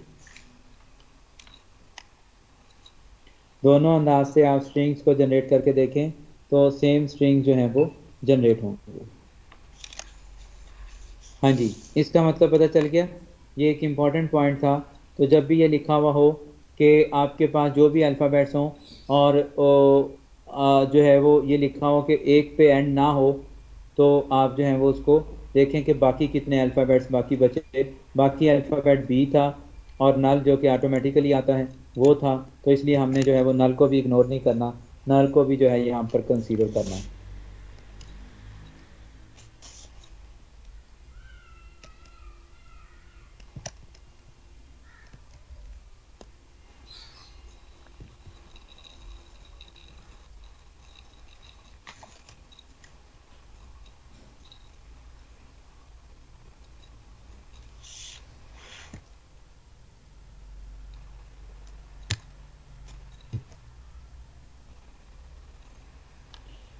अच्छा, ये जो हमारे पास देखें, ये एक बड़ी रेगुलर एक्सप्रेशन है इवन लैंग्वेज की, और इन रेगुलर एक्सप्रेशन को मैं किसी और अंदाज से आपको करवाऊंगा बाद में, तो सिस्टमेटिक वे से हम करेंगे।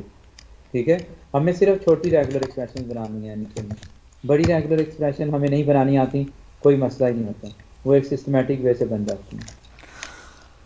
ठीक है, तो इसमें अभी तक हम 2 अल्फाबेट्स ले रहे हैं, तो फर्दर हम ज्यादा भी लेंगे।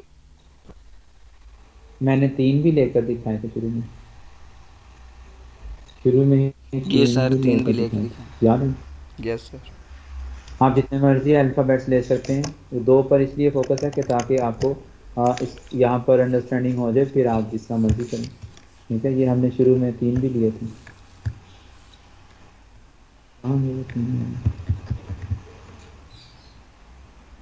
ये नहीं, वो शायद मैंने उसके ऊपर ही परफॉर्म किया। जी सर, सी लिया था, सर बाद लिए में थे रेज कर लिया था, जिसके सर 8 पॉसिबल कॉम्बिनेशन बने थे सर। हाँ, ये वाला वो तो 2 ही थे। ये था। तो आप बुक में जो है वो ज़्यादातर 2 के साथ ही एग्जांपल्स हैं, आप जो है वो 3 भी ले सकते हैं, 4 भी ले सकते हैं, बस आप अपनी एक सोच की डायरेक्शन जो है वो दे दें। अच्छा, ये एक बताएं कि A star plus B star, क्या ये बराबर है A प्लस B स्टार से? आप सब लोग जो हैं A स्टार और B स्टार से जो है वो वर्ड जो है वो आप जनरेट करें। आप जो है वो लैंग्वेज L के वर्ड जो हैं वो A स्टार और B स्टार से जनरेट करें, लैंग्वेज L1 पे ये जनरेट करके अपनी कॉपी पर लिखें, और लैंग्वेज L2 के वर्ड्स को आप जो हैं वो जनरेट करके ए प्लस बी स्टार से जनरेट करके अपनी कॉपी पर लिखें और फिर ये मुझे इस क्वेश्चन का आंसर उसके बाद देना है कि ये बराबर है या नहीं बराबर। चलें चलें, जब भी वर्ड जनरेट करने शुरू करते हैं तो हम बेसिक वर्ड से वर्ड्स की जनरेशन को स्टार्ट करते हैं और फिर अपने काम को आगे बढ़ाते हैं।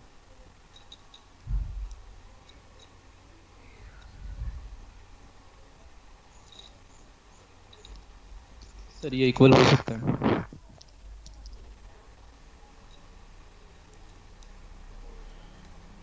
वर्ड जनरेट करें, पहले 5-5 6-6 वर्ड जनरेट करें, फिर फैसला करें।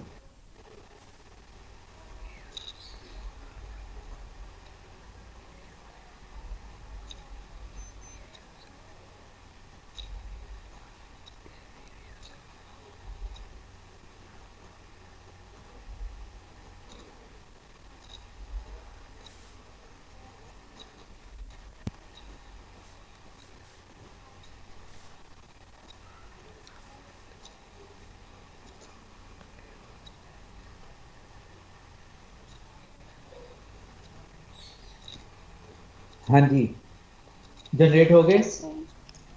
Yes sir. L1 लैंग्वेज के क्या वर्ड जनरेट हुए? सर नाम लैम्डा करेक्टर भी आप ए। पहले L1 में नल आ सकता है? जी सर, पहले तो ना लाए। Yes sir. यस सर आ सकता आ सर। सकता है। L2 में नल आ सकता है? यस सर आ सकता है। यस सर आ सकता है। अच्छा जी। L1 में सिंगल ए आ सकता है? Yes sir. यस सर आ सकता है। Yes sir. अच्छा जी। L2 में सिंगल ए आ सकता है? Yes sir. यस सर आ सकता है। Yes sir. L1 में सिंगल बी आ सकता है? जी सर आ यस सकता है। सर। Yes sir.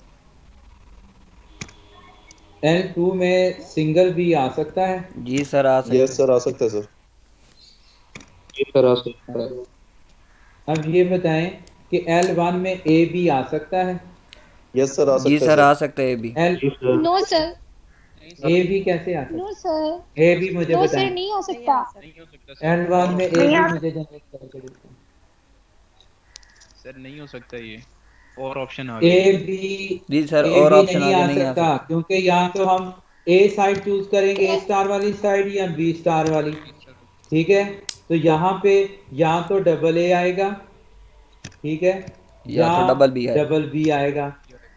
ठीक है, तो ए बी या बी ए नहीं आ सकता L1 लैंग्वेज में। L1 लैंग्वेज में ए बी या बी ए नहीं आ सकता, जबकि L2 यस सर। लैंग्वेज में ए बी आ सकता है। जी सर आ सकता है। L2 में सर L2 में डबल ए भी आ सकता है, डबल बी भी आ सकता है और ए भी आ सकता है इसके अंदर। नहीं सर, इसमें भी नहीं, इसमें नहीं आ सकता सर। इसमें नहीं आ सकता, क्यों? सर अंदर ए प्लस बी आ स्टार से सकते मेरा ऑल पॉसिबल स्ट्रिंग्स होते हैं, ऑल पॉसिबल स्ट्रिंग्स। जब इसकी पावर 2 होगी, जब इसकी पावर 2 होगी, 2 दफा आपने ए प्लस बी लिखा होगा, तो एक साइड से आप ए चूज कर लें, दूसरी साइड से आप बी चूज कर लें, तो क्या ए बी नहीं आएगा? सर ए बी भी आ जाएगा, बी ए भी आ सकता है, डबल ए भी आ सकता है और डबल बी भी आ सकता है। हाँ जी, तो आएगा सर, फिर पहले अभी हमने किया है। हाँ आएगा। आएगा कैसे आएगा? वो इसी तरह आएगा कि अगर हम a प्लस बी के ऊपर पूरी पावर ले लें 2 वाली, यह भी मैंने आपको करके दिखाया है कि जब इसकी हम पावर जो है वो फुल पावर ले लेते हैं, तो ये जो है यहाँ पर हमने करके देखा है कि जब हम इसकी पावर जो है वो 2 लेते हैं, तो 2 पावर से मुराद क्या है कि ए बी को आप 2 दफ़ा लिख देते हैं और उससे आप जो है वो ए बी भी आपने जनरेट किया, बी ए भी जनरेट किया, डबल बी भी जनरेट किया, डबल ए भी किया। ठीक है, तो ये फ़र्क है ए स्टार बी। हाँ जी, तो ये फ़र्क है ए स्टार बी स्टार में और ए प्लस बी स्टार में। अब फ़र्क समझ आ गया? Yes sir. सर वन वाली लैंग्वेज में चूंकि ए और बी के दरमियान में और है, तो इनमें कभी भी दोनों की इकट्ठी नहीं आएंगी, या तो हम ए साइड चूज करेंगे या बी साइड चूज करेंगे। L2 में इकट्ठे आएंगे। हाँ, L2 में इकट्ठे क्यों आएंगे क्योंकि वो पावर की वजह से 2 दफ़ा रिपीटेडली हम लिखेंगे या 3 दफ़ा रिपीटेडली लिखेंगे, तो वहां पर हमारे ऊपर बाइंडिंग नहीं है कि हम कौन सा मर्जी साइड चूज कर सकते हैं, ठीक है, हर पार्ट की। तो इसलिए जो है ये दोनों जो है वो डिफरेंट है। ये क्लियर होगी बात आपको? यस सर, अब होगी सर। अच्छा जी, two regular expression are said to be equivalent if they generate the same language. दो रेगुलर एक्सप्रेशन इक्विवेलेंट होंगी अगर वो सेम लैंग्वेज जनरेट करेंगी। अच्छा, रेगुलर एक्सप्रेशन डिफरेंट क्यों लिखी जाती हैं? डिफरेंट इसलिए लिखी जाती है, मैंने आपको बताया कि रेगुलर एक्सप्रेशन को बनाने का एक सिस्टमैटिक प्रोसीजर है और वो है जीटीजी। जीटीजी में हम जो है डिफरेंट स्टेट्स को एलिमिनेट करते हुए जो है वो रेगुलर एक्सप्रेशन को डेवलप करते हैं। मेरी अगर ये बात बहुत सारे लोगों को समझ नहीं आ रही तो खैर है, तो ये हम जब करेंगे तो आपको समझ आ जाएगी। तो बहरहाल ये है कि रेगुलर एक्सप्रेशन जो है वो डिफरेंट बन सकती हैं। देखिए, regular expression a plus B star double a plus double b algebraic expression की तरह ही है कि जैसे यहाँ पर जो है इसी रेगुलर एक्सप्रेशन को ऐसे भी लिखा जा सकता है, a प्लस बी स्टार के साथ डबल a लिख दें और a प्लस बी स्टार को एक दफ़ा दोबारा रिपीट करके डबल b के साथ लिख दें, तो इस रेगुलर एक्सप्रेशन और इस रेगुलर एक्सप्रेशन में कोई फ़र्क नहीं है, ठीक है। तो रेगुलर एक्सप्रेशन जो है डिफरेंट जो है वो अंदाज से, डिफरेंट स्ट्रक्चर से लिखी जा सकती हैं। रेगुलर एक्सप्रेशन का डिफरेंट स्ट्रक्चर हो सकता है मगर वो रेगुलर एक्सप्रेशन इक्विवेलेंट होंगी। इस वजह से जैसे अलजेब्रिक एक्सप्रेशन में हम कुछ कॉमन ले लेते हैं, हम a प्लस बी, अगर 2a प्लस 2b लिखा हो तो बाज़ लोग इसमें से 2 को कॉमन लेकर ब्रैकेट्स में a प्लस बी लिख देते हैं और बाज़ लोग लिख देते हैं 2a प्लस 2b, तो ये भी वही बात है, ठीक है। तो इसलिए रेगुलर एक्सप्रेशन का स्ट्रक्चर जो है वो डिफरेंट हो सकता है मगर रेगुलर एक्सप्रेशन के जो स्ट्रिंग्स जो जनरेट करती हैं रेगुलर एक्सप्रेशन वो डिफरेंट नहीं होते, वो इक्विवेलेंट ही होते हैं। इस लिहाज से ये दोनों रेगुलर एक्सप्रेशन R1 और R2 वाली इक्विवेलेंट रेगुलर एक्सप्रेशन हैं, ये डिफरेंट जो है वो रेगुलर एक्सप्रेशन नहीं है, आल दो के इनका स्ट्रक्चर हमें डिफरेंट नज़र आ रहा है मगर इनकी स्ट्रिंग जनरेशन की कैपेबिलिटी सेम है।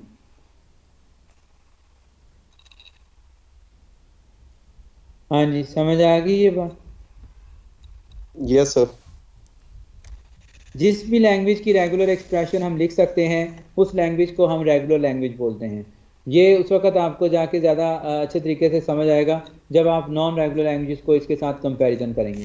तो ये अगला टॉपिक है जहाँ पर जस्ट एक बात आपने जो है वो देखनी है कि if a language can be expressed with a regular expression, that language is called the regular language. If the language can be expressed with regular expression, या language can be defined with regular expression, that language is called the regular language, ठीक है। If the language can be expressed with if the language can be defined with if the language can be expressed with regular expression is called the regular language. तो ये जो है वो बात है। अब अगला टॉपिक जो है वो हम जो है वो अगली क्लास में ही स्टार्ट करेंगे, ठीक है।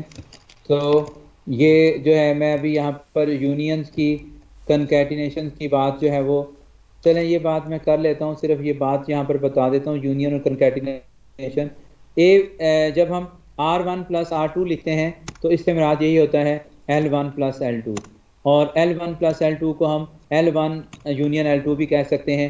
R1 इंटू R2 से मुराद क्या होता है L1 इंटू L2, और इसको हम कनकैटिनेशन बोलते हैं। ये सारा कुछ हमने आगे चलकर क्लीन्स थ्योरम के अंदर जो है वो जाकर ये सब कुछ हमने जो है वो पढ़ना है, ठीक है। तो अभी इस नोट को आप छोड़ें, ठीक है। तो तमाम जो फाइनाइट लैंग्वेजेस होती हैं वो रेगुलर होती हैं। देखें, फाइनाइट लैंग्वेज से मुराद जिनके वर्ड्स फाइनाइट होते हैं, ये एक फाइनाइट लैंग्वेज है। इसकी रेगुलर एक्सप्रेशन लिखनी भी बहुत आसान होती है। अगर हमें लैंग्वेज के फाइनाइट वर्ड्स हों, जिन्हें मतलब जो है काउंटेबल वर्ड्स हों, जिनको हम जो है वो काउंट कर सकते हों, तो उसकी रेगुलर एक्सप्रेशन जेनेरिक वे में लिखने की कोशिश नहीं करते, बल्कि उसके तमाम वर्ड्स के बिटवीन प्लस का सिंबल लगा देते हैं, तो उसकी रेगुलर एक्सप्रेशन बन जाती है। पहला वर्ड डबल ए है तो double a plus a b तो ये हमारे पास जो है वो इसकी रेगुलर एक्सप्रेशन बन गई इस फाइनाइट लैंग्वेज की। फाइनाइट लैंग्वेजेस की रेगुलर एक्सप्रेशन को कभी जेनेरिक वे में नहीं सोचना। ये हम जेनेरिक वे में रेगुलर एक्सप्रेशन को कब सोचते हैं, जब लैंग्वेज इनफाइनाइट होती है। इनफाइनाइट लैंग्वेज की रेगुलर एक्सप्रेशन बनाना थोड़ी सी टफ होती है। फाइनाइट लैंग्वेज की तो रेगुलर एक्सप्रेशन बनाना बहुत आसान होती है। उसके जितने भी वर्ड्स होते हैं 10 हो, 20 हो, 30 हो, 40 हो, सब के बिटवीन प्लस लगा कर हम जो है वो लिख देते हैं उन तमाम वर्ड्स को, तो वो हमारे पास उस लैंग्वेज की रेगुलर एक्सप्रेशन आ जाती है। जी समझ आई बात? अगर मैं कहूँ कि एक लैंग्वेज है, अगर मैं ये कहूँ कि हमारे पास एक लैंग्वेज है एल और उसके अंदर जो है वो एक वर्ड है ए, एक बी है उसका वर्ड, ठीक है, और एक उसका वर्ड है सी ए,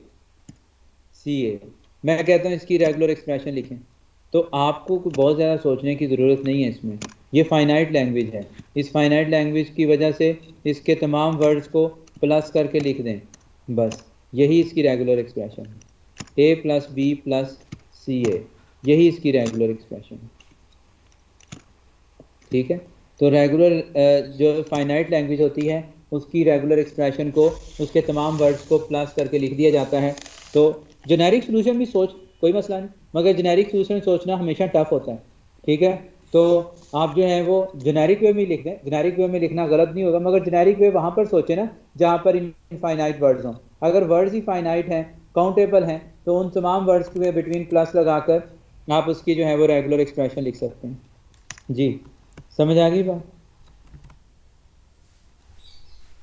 यस सर। Yes sir. तो ये आज का आपका लेक्चर था। आगे आपके फाइनाइट ऑटोमेटन स्टार्ट हो जाएगा, उसको हम नेक्स्ट क्लास से स्टार्ट करेंगे। और बताएं कि इस वक्त 27 स्टूडेंट्स हैं, मैं दोबारा अटेंडेंस काउंट कर लेता हूँ, चलें खैर है। तो ये जो है आज का लेक्चर क्लियर हुआ? आप लोग अटेंटिव होकर लेक्चर लेते हैं कि नहीं? जी सर बिल्कुल। Yes sir. यस जी सर। यस हो गया। अच्छा, तो ये कोई क्वेश्चन हो आज के लेक्चर में?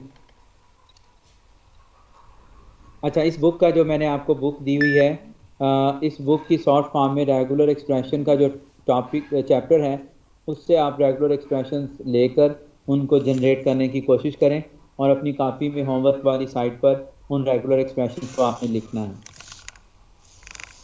ठीक है जी। तो ये जो बुक है इसमें रेगुलर एक्सप्रेशन वाले चैप्टर की एक्सरसाइज खोलिएगा, उससे रेगुलर एक्सप्रेशंस के क्वेश्चन लीजिएगा, उनको जो है वो आप जो है वो उनसे रेगुलर एक्सप्रेशन बनाने की कोशिश करें और उन रेगुलर एक्सप्रेशंस को हम इस पूरे कोर्स के अंदर इम्प्रूव करते चले जाएंगे, ठीक है। मगर आपने फर्स्ट अटैम्प्ट में उनमें से जितनी रेगुलर एक्सप्रेशंस बन सकें आपने बनानी है, क्योंकि आगे चलकर ये रेगुलर एक्सप्रेशन बनाना और आसान हो जाएगा, ठीक है। समझ आ गई? Okay sir. ठीक है जी, फिर इजाज़त। आज आपको पहले ही छुट्टी दे रहा हूँ 15 मिनट। तो अटेंडेंस ले रहे थे। हाँ जी, अटेंडेंस मैंने ले ली। अब वो मैंने अटेंडेंस जो है वो यहाँ से डाउनलोड हो जाती है, स्क्रीन में नज़र आ रही है आपको? यस सर नज़र आ रही है। ये डाउनलोड अटेंडेंस का ऑप्शन यस सर आ गया। यहाँ डाउनलोड कर लेते हैं। तो वैसे भी मैं पहले डाउनलोड कर ली थी, उस वक्त 23 स्टूडेंट थे, मगर मैंने इसको अपडेट कर लिया। तो आप लोग जो हैं वो कोशिश किया करें कि रेगुलर रहें। देखें ये आपकी अपनी ईमानदारी पर है, और मैं भी अगर इसमें अपना कैमरा ना ऑन करूं तो कैमरा ना ऑन करके मैं आपको लेट कर भी पढ़ा सकता हूं, वॉक करते हुए भी पढ़ा सकता हूं, किसी भी तरह पढ़ा सकता हूं। मगर ये है कि ये हमें थोड़ा सा अपने ऊपर सबको अपनी रिस्पॉन्सिबिलिटी को जो है वो देखना है और उसके हिसाब से काम करना है, ठीक है। तो अब ये आप पे डिपेंड करता है कि आप कितने रिस्पॉन्सिबल हैं, ठीक है। ठीक है जी, थैंक यू। अल्लाह हाफिज़। अल्लाह हाफिज़ सर। अल्लाह हाफिज़। ओके सर, अल्लाह हाफिज़।